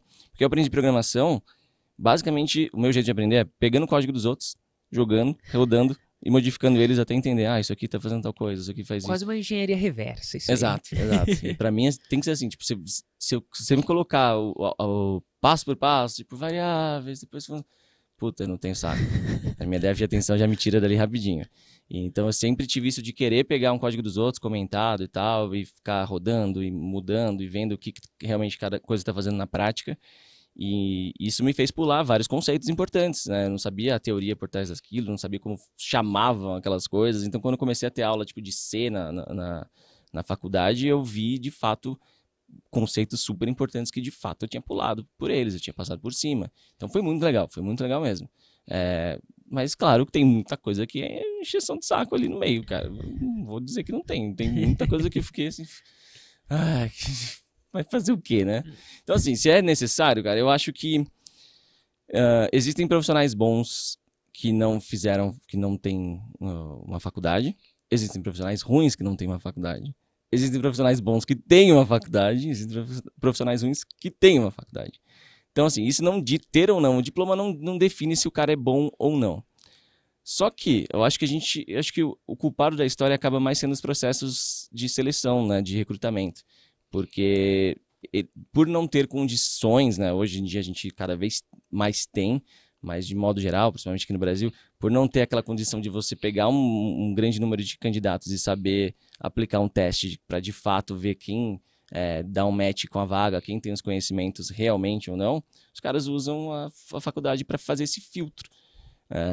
E aí é complicado, porque, de novo, vai passar gente ali que tem o diploma, mas não tem talvez os méritos para tê-lo, não tem realmente não entende tudo o que a grade daquele curso diz que aquele cara, por ter o diploma, entenderia. Enquanto o outro, autodidata, pode entender muito mais. Então, a questão é saber testar essa galera, como o Facebook, Google, Microsoft, PayPal vem fazendo em seus testes. Eu acho que eles estão chegando em formatos que não importa mais se você tem esse diploma. O que importa é que você mostrou aqui para mim que você tem conhecimento, você entende da parada e que vai conseguir dar um match com a vaga.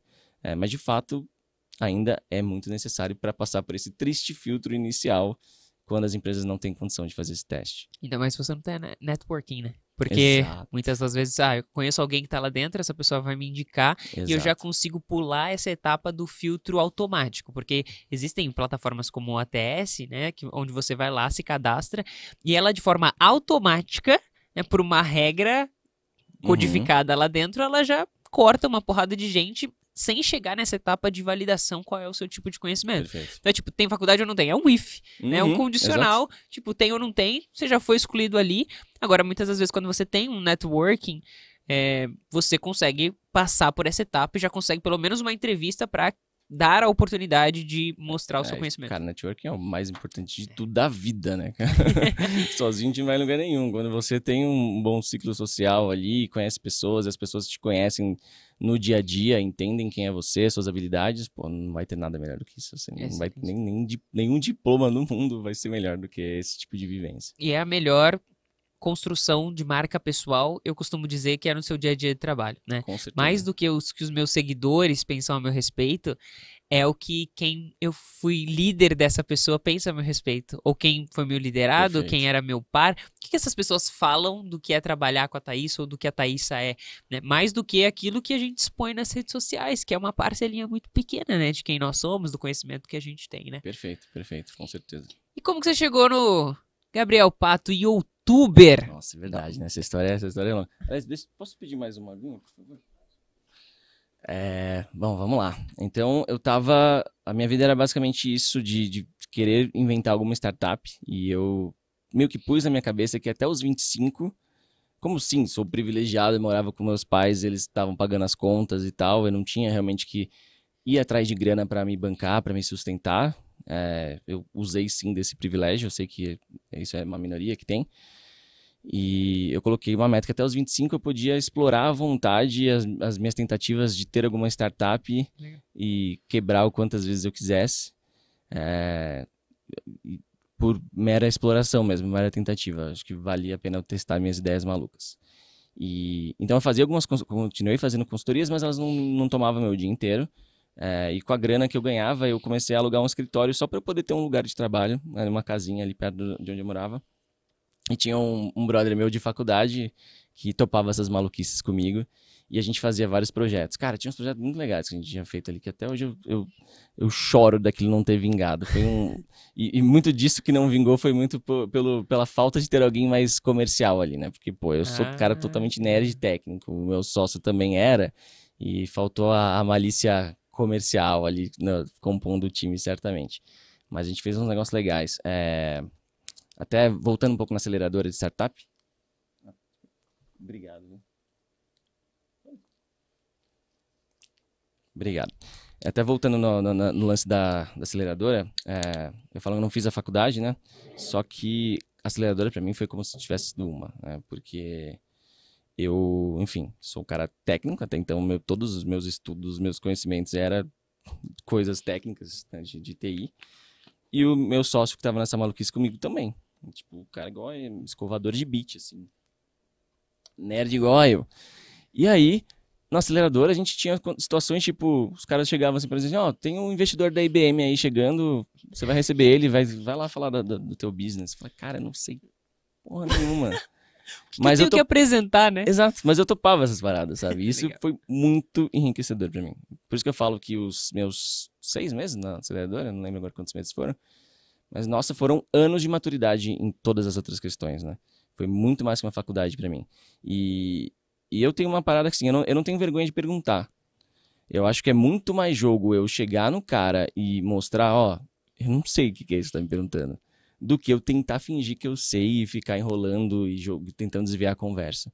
Então eu ia nesses papos com investidores, mostrava o que era a minha área de atuação, onde eu manjava mesmo, e falava, ó, você tá pedindo esses negócios, eu não faço nem ideia do que é. Aí o cara, quando ele via que eu tava nessa boa intenção, ele super explicava, sabe? Então, foi muito legal, eu aprendi muito nisso. As empresas quebraram, a empresa quebrou, mas foi muito legal nesse sentido, eu aprendi realmente muito. Dentro do acelerador também a gente tinha aula com um ator para saber fazer apresentação de pitch em palco. Que legal. Então, acho que também dali eu desenvolvi mais lance de apresentação, que eu era bem seguro com palco, e ali a gente praticava toda semana, era bem legal. Isso que você falou sobre ter a coragem de dizer eu não sei, por mais que pareça óbvio, não é óbvio, se você não sabe, você vai dizer que você não sabe.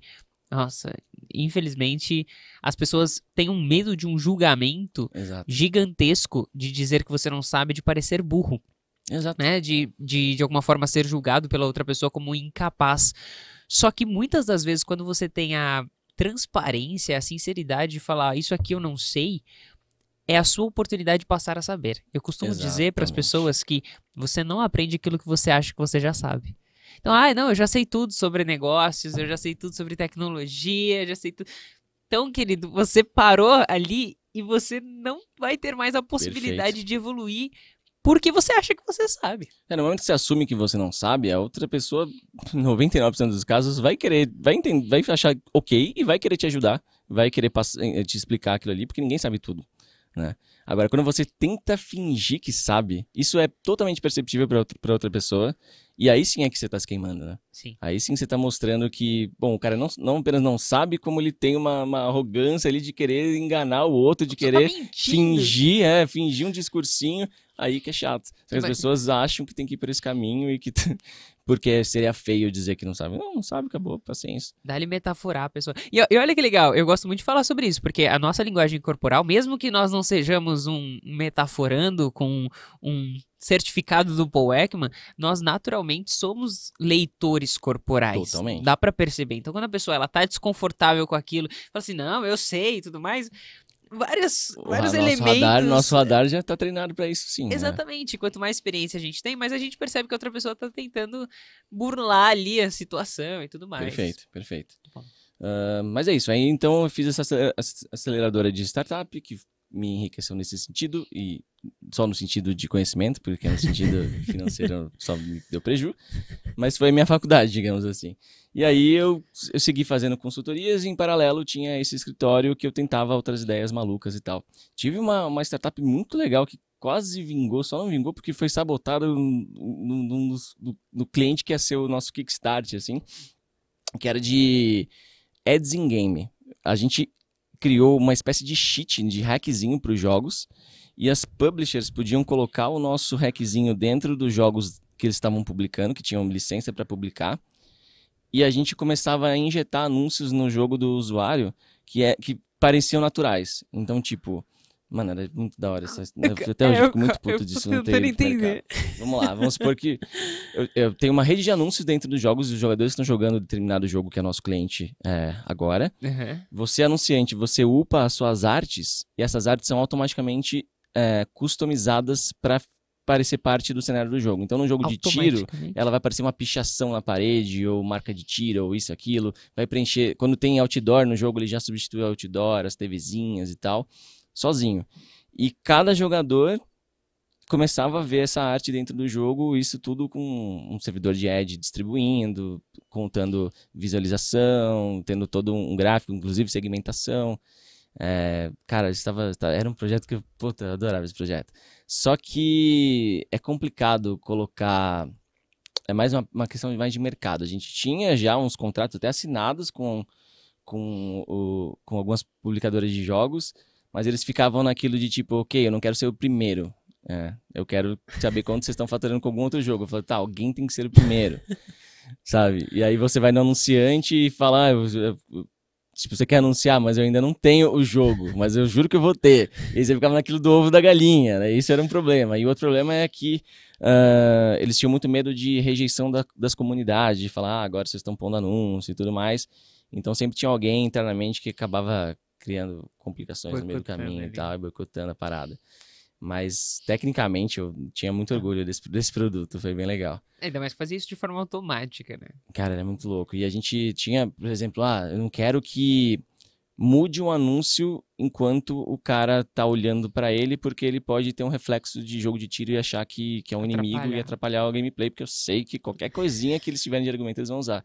Então a gente fez um algoritmo pra ver pra onde o cara tava olhando, para ver se ele não estava olhando com nenhum anúncio nosso em cena, pra gente só trocar os anúncios quando ele estivesse olhando para outro lugar. E, tipo, foi nesse nível, assim. Eu e um sócio meu que é um cara que topa todas as loucuras comigo. Aliás, esse sócio era um puta de um programador bom, que eu conheci na faculdade.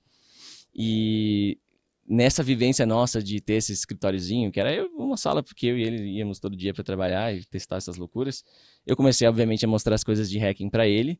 Ele começou a aprender as vulnerabilidades. E um belo dia ele chegou falando que tinha achado falha na SAP. Entrou no programa de bug bounty deles. Aí ele começou a pilhar tanto com o negócio de bug bounty que ele mudou de área. Aí ele começou a entrar na área de segurança. Foi para a Edwalk, por sinal de um amigo nosso, o Lincoln, maravilhosa empresa. E depois ele agora está no time de segurança do Nubank, cuidando da parte de bug bounty do lado de lá, do lado de quem está coordenando o programa de bug bounty dentro do Nubank. Mas ele se encantou. Mais um. Encontrou o caminho da luz. Muito bom. E olha só, um amigo de faculdade. Muito legal. Networking aí, as pessoas se conectando. Total. Que massa. E aí, então, quantos anos você tá agora? Eu tô com 31. Você tá com 31. Isso você se permitiu até os 25. Então, até os 25. Várias loucuras, experimentações, testes. Essas paradas aí até os 25. E aí, com 25... eu já ganhava uma grana razoável das minhas consultorias, que era safe, fixo por mês, eu tinha previsibilidade. Aí falei, vou sair da casa dos meus pais. E agora a gente começa o game de verdade da vida, né? Eu quis sair da casa dos meus pais para me desafiar mais, porque os meus pais, são maravilhosos e tal. Meu pai, principalmente, veio de família muito humilde e cresceu muito na vida.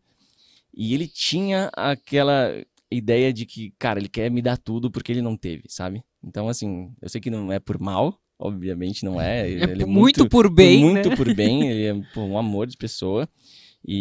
Mas ao mesmo tempo eu sei que quando você tá com tudo muito fácil, por que você você iria atrás por conta própria, né? Se eu ficar no conforto da minha casa, tava mais fácil.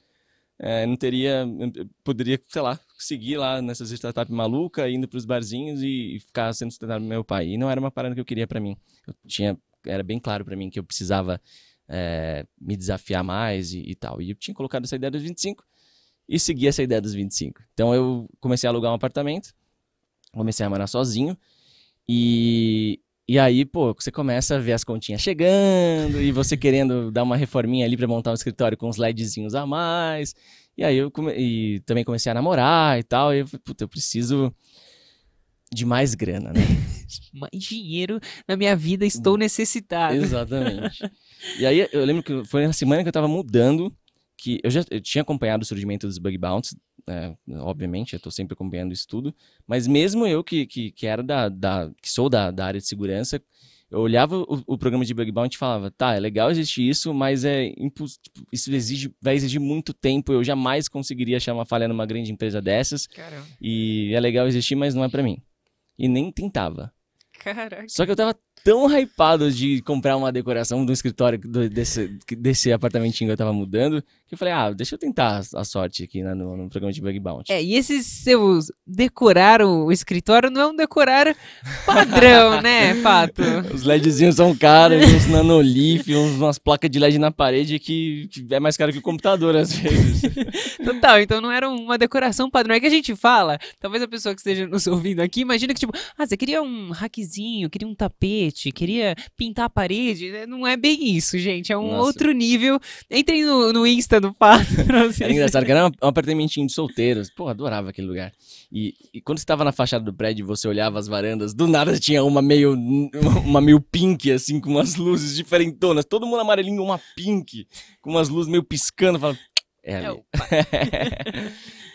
E foi bem legal isso, de montar o próprio apartamento. Isso dá um choque, né? Tira do que era a minha zona de conforto ali com meus pais, que foi bem interessante.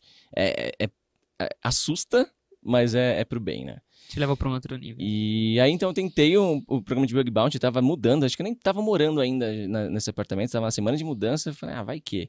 E, cara, isso eu falo, foi muito cagado, tá? Eu não falo isso pra galera usar de referência, porque se a galera usar de referência, provavelmente vão quebrar a cara. Mas no meu primeiro dia, eu achei uma falha no Outlook da Microsoft. Nossa. Tipo, foi uma falha, até hoje, uma das falhas mais legais que eu tenho, porque essa falha virou um patch de segurança da Microsoft pra quem tem o Windows Server. Então, ele não só participou como programa de bug bounty da Microsoft corrigindo o seu site, o seu Outlook online, como fez a Microsoft emitir um patch de segurança para as pessoas que têm instalações do Windows Server fazer download e seu nome ficar no crédito ali. Uau. Então, cara, isso pra mim foi muito legal. Mas assim, também não é tão sorte quando a gente compara quanto sim. tempo você já fazia isso. Claro, ou seja, você tinha o que a gente chama... muitas pessoas falam assim, porque criatividade é um negócio que nasce com... Não, criatividade tem muito mais a ver com repertório. Você tinha muito repertório de experiências prévias, né, por conta das suas consultorias, o fato de que você não trabalhava num único projeto, você tinha vários projetos. Então, quando você chega ali num determinado contexto, você vai testar as coisas que você já vivenciou de alguma maneira, né? Perfeito. Aliás, você pegou a palavra criatividade, que é algo que as pessoas pouco imaginam dentro do hacking. Depois a gente até fala mais disso. Mas, sim, então eu dei essa tacada aí de ter conseguido um bounty logo de cara. Não lembro, acho que foi 2.000, alguma coisinha de dólares. Mas acho que mais do que esse dinheiro, o mais importante para mim foi ter quebrado esse mito que eu tinha na minha cabeça de que eu não conseguiria achar uma falha numa empresa desse patamar. De que bug bounty precisaria de muitas horas, que aquilo ali era só pra galera que tava o dia inteiro dedicado àquilo. E quando eu quebrei esse mito, quando você acha a primeira falha, você fala, putz, dá pra trocar com esses caras aí, assim, né? Tipo, eles são bons, mas assim, tamo no jogo. E aí eu comecei a me interessar cada vez mais por isso. Então, acho que eu tive umas 5 falhas na Microsoft no total. Depois, por conta dessa primeira falha, eu fui contratado por uma empresa chamada Cobalt, que ela tinha um modelo de negócio diferente. E isso é uma das coisas que eu mais gosto de compartilhar pra galera, porque a galera fala que é só bug bounty, e bug bounty é tipo day trade do hacking. De fato, dá pra gente interpretar um pouquinho dessa forma, né? Tem muita gente se dedicando horas e não ganhando nada, então eu sempre falo que também bug bounty não é para você ter como trabalho principal. Tem pesquisas que mostram, né, assim, 80 e tantos % dos hackers que estão atuando em bug bounty, eles estão fazendo isso nas suas horas vagas, mas tem outra atividade profissional, porque não dá para você ficar dependendo de algo tão instável. Você nunca sabe quando você vai achar uma falha numa grande empresa. E você ainda estava fazendo consultoria nesse período, né? Eu tinha esse meu fixo das consultorias, que já pagava minhas contas e tal, tava legal, só queria dar um próximo passo, né? E aí, beleza, comecei a fazer bug bounty, então achei essas falhas da Microsoft e essa Cobalt entrou em contato comigo. E eles me apresentaram um modelo que eu achei muito legal. Esse modelo, ele, em vez de você ganhar por falha, você ganhava por teste. Então você tinha que desempenhar X horas de teste. Eles juntam os hackers, 4 hackers, dão um projeto de teste para esses 4 hackers, você fica num chat com eles, e você tem que fazer 36 horas, se não me falha a memória, de teste, distribuídos em 2 semanas. E aí, independente de você achar tipo 0 ou achar 1000 falhas, você vai receber o mesmo valor, que era $1.500 na época, não sei se permanece.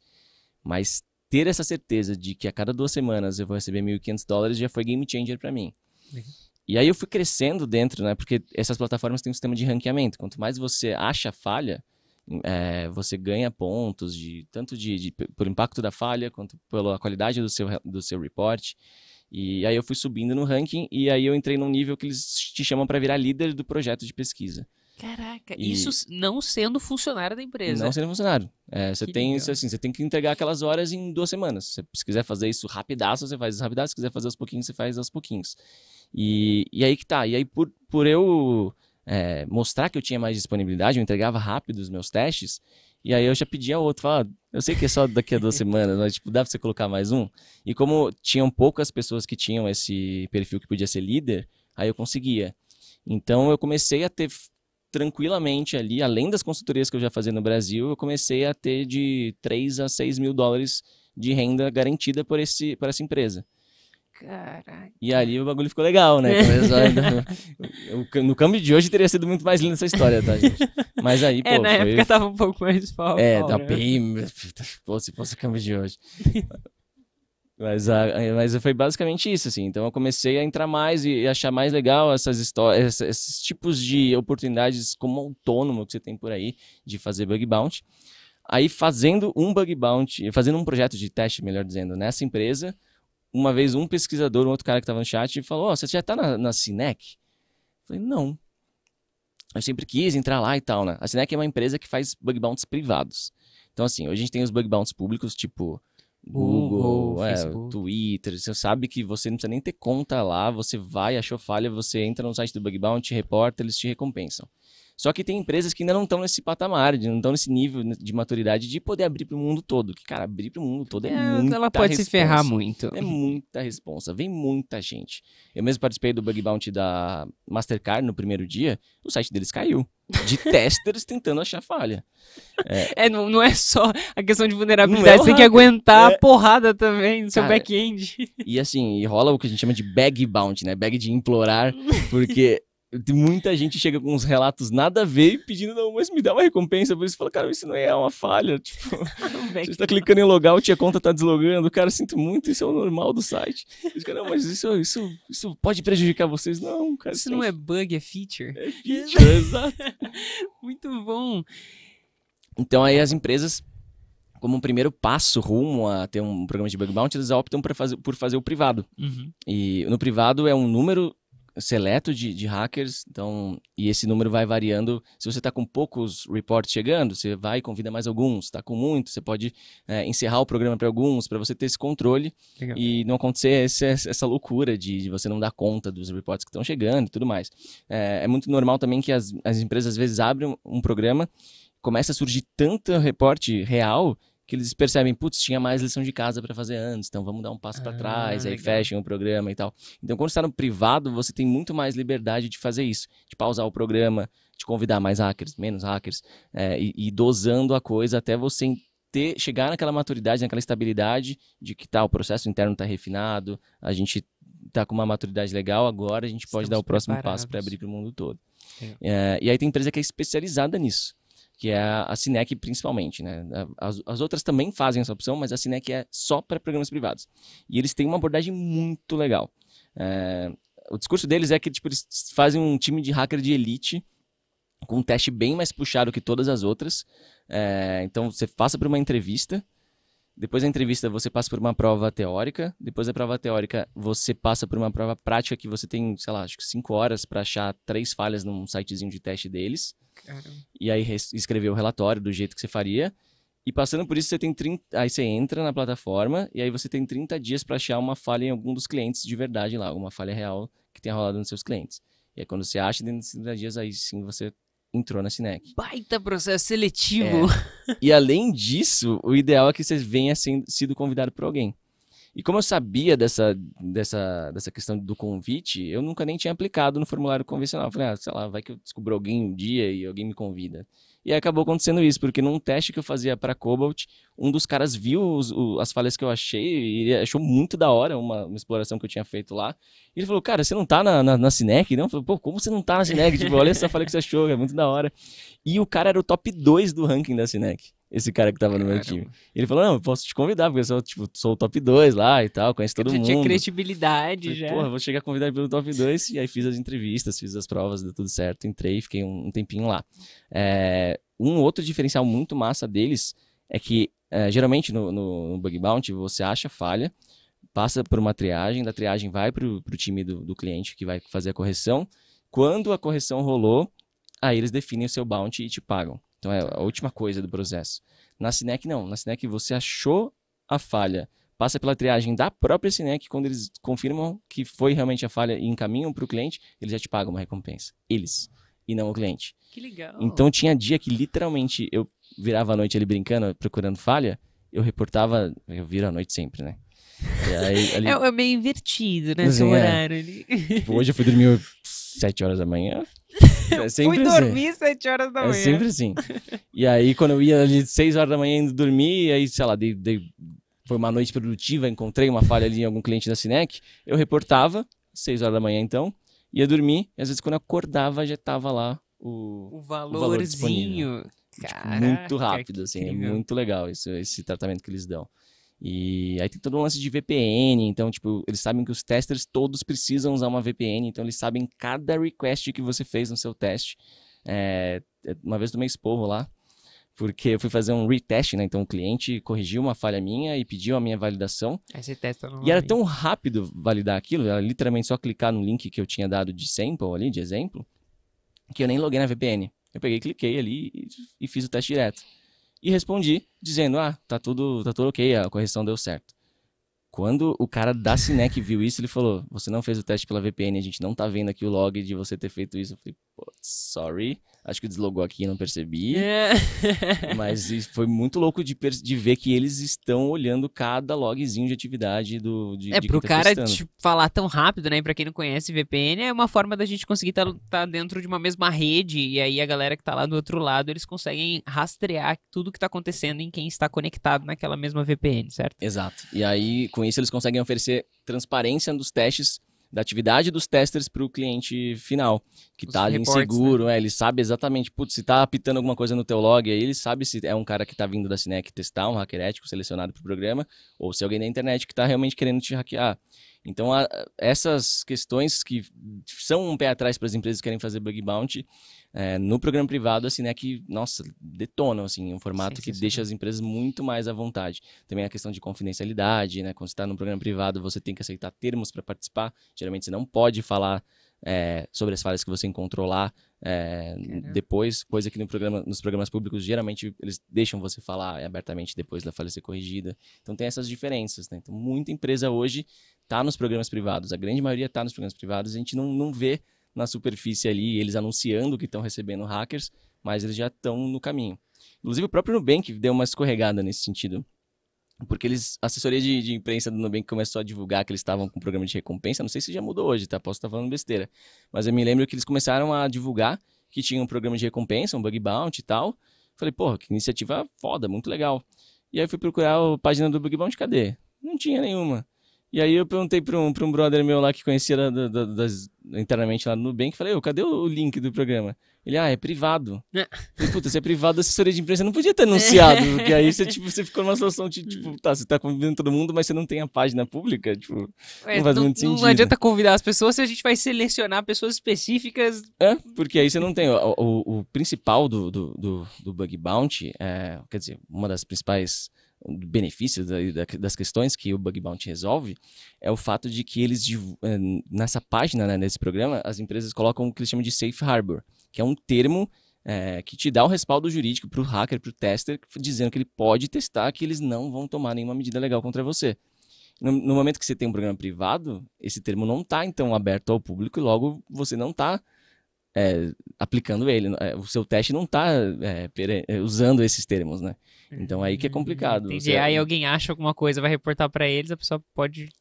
Porque, tipo, cadê o termo que essa pessoa usaria pra justificar que pode desempenhar aquela atividade? O cara privou a página. Então, acho que ele deu uma escorregada no timing de comunicação aí. Já que hoje em dia tem esses bug bounty, é sexy anunciar isso, né? O marketing adora agora. Tipo, é legal você falar que você tem hackers ajudando você. Que é um feito e tanto de pensar, né? Que há pouco tempo atrás a gente tava querendo falar que hacker era tudo bandido e tal. E agora a gente já tem banco querendo falar que os hackers estão contribuindo para sua segurança. Isso para mim é lindo de ver. Só que deram uma escorregadinha aí, mas tudo bem, faz parte. Outra época, né?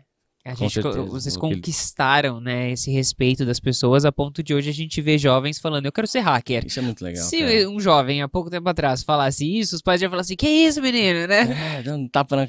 Toma jeito, moleque.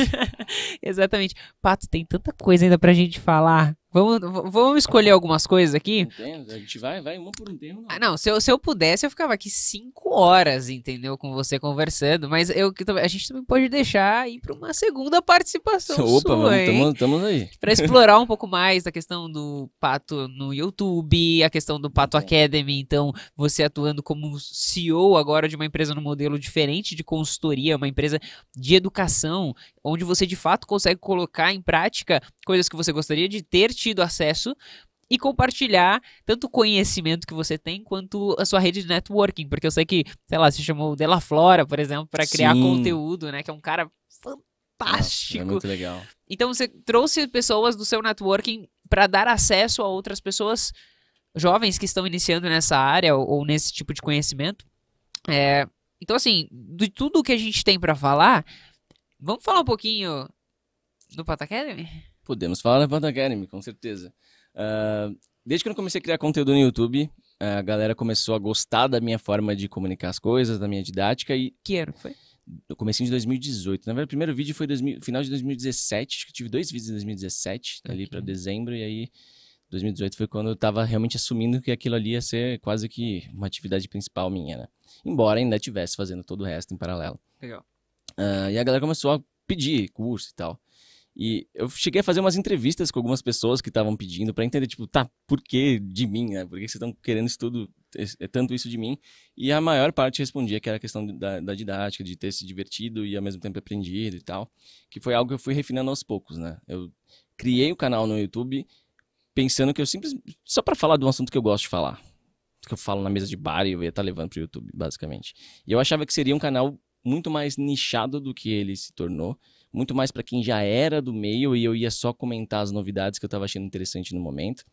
E não que eu ia encantar pessoas para convertê-las para o meu caminho, como acabou virando minha missão e como eu identifiquei que era onde eu mais podia fazer o bem, né? Fazer um serviço para os outros. E aí então a galera sempre me cobrou. Cara, tinha entrevista, uma vez eu fui numa live, uma entrevista ao vivo no Tecmundo. E tinha um tema, era um assunto específico para eu comentar na entrevista. E aí os caras abriram pro chat e só parecia, quando ele vai abrir o curso? Quando ele vai abrir o curso? Eu falei, caramba, você foi criando uma demanda reprimida. Caramba, eu preciso, gente, tem tema aqui, não posso falar do curso. E foi muito legal de ver a galera querendo muito esse curso. Só que eu sou muito perfeccionista, então eu só ia fazer se eu realmente entendesse que eu cheguei num formato legal, que eu ia ter as condições de aplicar essa minha linguagem do YouTube numa plataforma mais densa e tal, sendo divertido, tendo labs práticos. Inclusive no curso a gente tem 3 ou 4, alguns labs que são jogos mesmo, e no meio do jogo tá a vulnerabilidade para a pessoa praticar. Isso é tudo um pouquinho do sinal do que eu já fazia no YouTube, de tentar transformar o assunto em um jeito mais leve, mais divertido. E então foi um bom chão até isso tudo acontecer. Até hoje a gente tá, tipo, do momento que eu me decidi, tipo, vou fazer, foi uns 2 anos ali de desenvolvimento, e até hoje a gente tá desenvolvendo, tem muita coisa pela frente por vir. Mas eu tô bem feliz com os resultados, é muito legal ver a comunidade que se criou dentro disso. A gente tem um Discord super ativo. Uma vez eu fui no RoadSec e tinha 50 alunos reunidos lá. Era tipo, sei lá, primeiro mês do curso, já tinha uma galerinha indo. Eles registraram uma... qual é o nome de quando vai uma galerinha junto? Uma caravana com o nome de Patônimos. Patônimos. E foi tipo 50 alunos se encontraram no evento presencialmente, ficaram amigos. E aí você entra às vezes no Discord, tá eles conversando entre si. Isso é de uma força, isso me deixa muito feliz, assim. E claro, ver que a galera tá aprendendo, gente que chega a falar, cara, já tinha visto esse assunto em 1000 outros cursos ou 1000 outras fontes de livros e tudo mais, e agora com o jeito que você falou isso, que você posicionou, eu entendi finalmente, pô, isso é muito gratificante, é muito legal. E é só o começo, assim, eu quero ver essa galerinha achando falha, já tá rolando dos primeiros alunos achando falha em Bug Bounty, isso é bem legal, acho que a gente teve 3 ou 4 casos já. Mas, vixe, tem muito chão ainda, a galera vai aprender bastante e é bem legal ver a transformação que você pode causar na vida dos outros. E é legal que, assim, olhando pra trás, a gente tava falando do Gabriel do colégio, né? Era o cara turma do fundão total, desacreditado pelos professores, que todo mundo sabia que tava empurrando com a barriga aquilo lá. Eu jamais imaginaria que em algum momento da minha vida eu ia estar envolvido com educação. Jamais. E é muito, pô, é muito louco pensar que pô, só nessa primeira turma, a gente só abriu uma primeira turma de teste, né? E já são 2.300 alunos que estão aí achando bom aprender comigo, com o cara que era turma do fundão. Isso pra mim é muito louco. E tá sendo bem legal, tá sendo um desafio intenso. Esse meu ano, assim, foi totalmente dedicado a isso. Respiro Pato Academy 24 horas por dia. Mas, nossa, tá sendo muito gratificante, tô bem feliz. E eu tô animado com as novidades que virão, que já estão nos esquemas aí. E eu tô super feliz também, te acompanho já, eu acho que eu comecei a te acompanhar em 2019, a gente chegou a de fato ter nosso primeiro contato, acho que foi no ano passado, Sim. Na verdade 2021. Você tava na Rocket City. Tava na Rocket City. Quando a gente se falou pela primeira vez. E aí depois a gente continuou conversando e eu acompanhando todo esse movimento. Aí quando eu entrei no Grupo Primo, a gente deu uma aproximada maior, né? Você participou lá do Primotech e tudo mais e tal. E é sensacional, assim, ver a sua ascensão, porque muitas vezes quando as pessoas acham que alguém alcançou um sucesso no YouTube, pra onde que a pessoa pode ir, né? Só que são inúmeras as possibilidades, desde criar o seu próprio produto ou entrar em alguma empresa específica, né? E tudo mais. E é muito legal você vindo para esse universo de educação de uma forma mais metodológica, né? E ver os resultados reais, os feedbacks, os depoimentos das pessoas. E posso falar de ver a ascensão, eu digo o mesmo aqui, tá? É muito legal ver a sua ascensão também, eu tô te acompanhando esse tempo todo aí. E, pô, é sempre uma aula de comunicação, ver você gravando um story já é uma aula de comunicação. Então eu tô bem feliz também de ver seu percurso aí. Mas é por pessoas como você, né? Aceitando vir no Podtai antes mesmo de ser lançado. Que a honra, gente pô, é uma honra estar aqui, que isso, pô. Muito bom, Pato. Rapidinho, vamos fazer um bate-bola aqui. Eita, vamos lá. Vamos lá. Um livro. Cara, Arte de Enganar do Mitnick. Esse livro é fora de série. Eu não sou de ler muitos livros, mas esse daí não tem como não ler, cara. E o que você pode falar sobre ele? Por que ele é importante? Que momento você leu ele pela primeira vez? Nossa, eu li bem novinho. Ele é um livro que mostra que não importa o quão bom a gente faça os sistemas na área de segurança, o sistema é feito para um usuário usar. E se esse usuário for enganado, ferrou. Eita. Basicamente isso, é engenharia social, né? Essa área interessante da área de segurança. Não é minha área de atuação, mas é uma área que eu acho muito interessante. A engenharia social é fora de série. Por sinal, perguntar pra galera aqui, ó, quem estiver nos assistindo, nos ouvindo, comenta aqui se você conhece esse livro. Eu imagino que a grande maioria não vai conhecer. É antiguinho, né? Mas é super relevante. Quando eu comecei a estudar a respeito de segurança por conta desse meu amigo, esse foi o primeiro livro que ele falou pra mim. Eu falei assim, vamos dar uma olhadinha. Tem a ver muito com o comportamento humano, né? Eu estudo muito por conta da comunicação, né? Das relações humanas. Então, pô, engenharia social é fora de série. É muito bom. Muito legal. Um filme.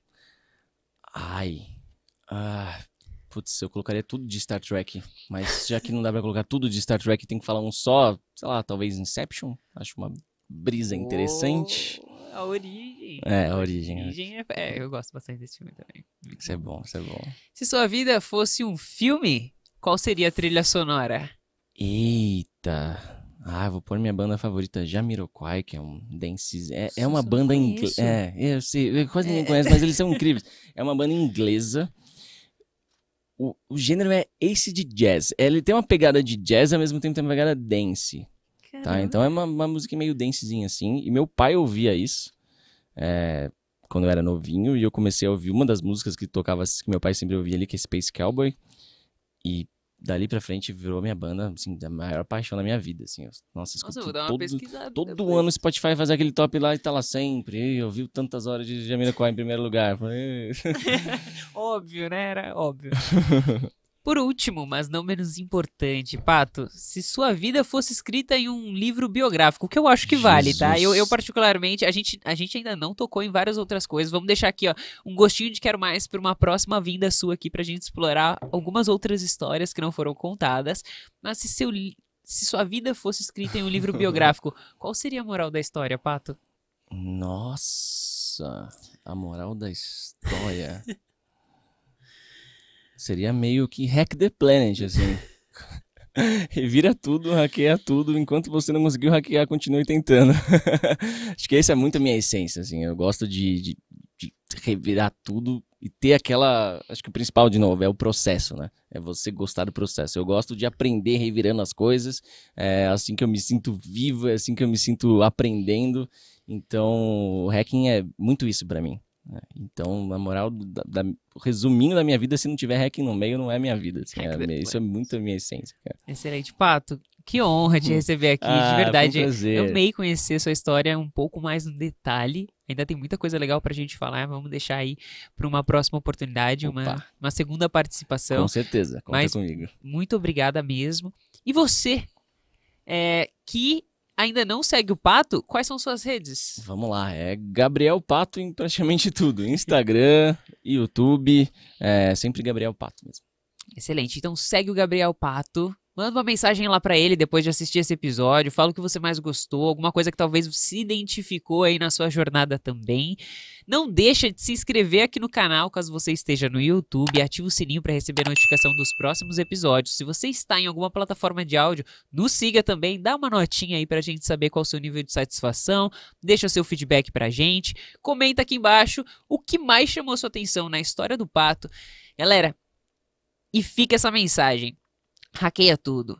Encontre uma forma criativa de solucionar problemas e esteja em movimento. Porque vocês perceberam, né? O Pato foi se movimentando, foi se encontrando e chegou onde nós conseguimos ver hoje, né? Ali com diversos achievements no YouTube, na sua carreira, agora sua empresa. E vamos ficar de olho porque... E tem novidades ano que vem ainda. O futuro nos aguarda e a gente vai continuar te acompanhando por aqui, Pato. É isso aí, galera, e a gente se vê numa próxima. Valeu, foi um prazer. Tamo junto. Ai, cara. Muito bom. Obrigado pelo convite. Sério, que honra. Obrigado, eu gostei muito do papo. Pô, foi maravilhoso, sério. Já deve ter feito mais de 30 podcasts. Garanto que tá no top. Olha só. Conversa, que isso, conversa com...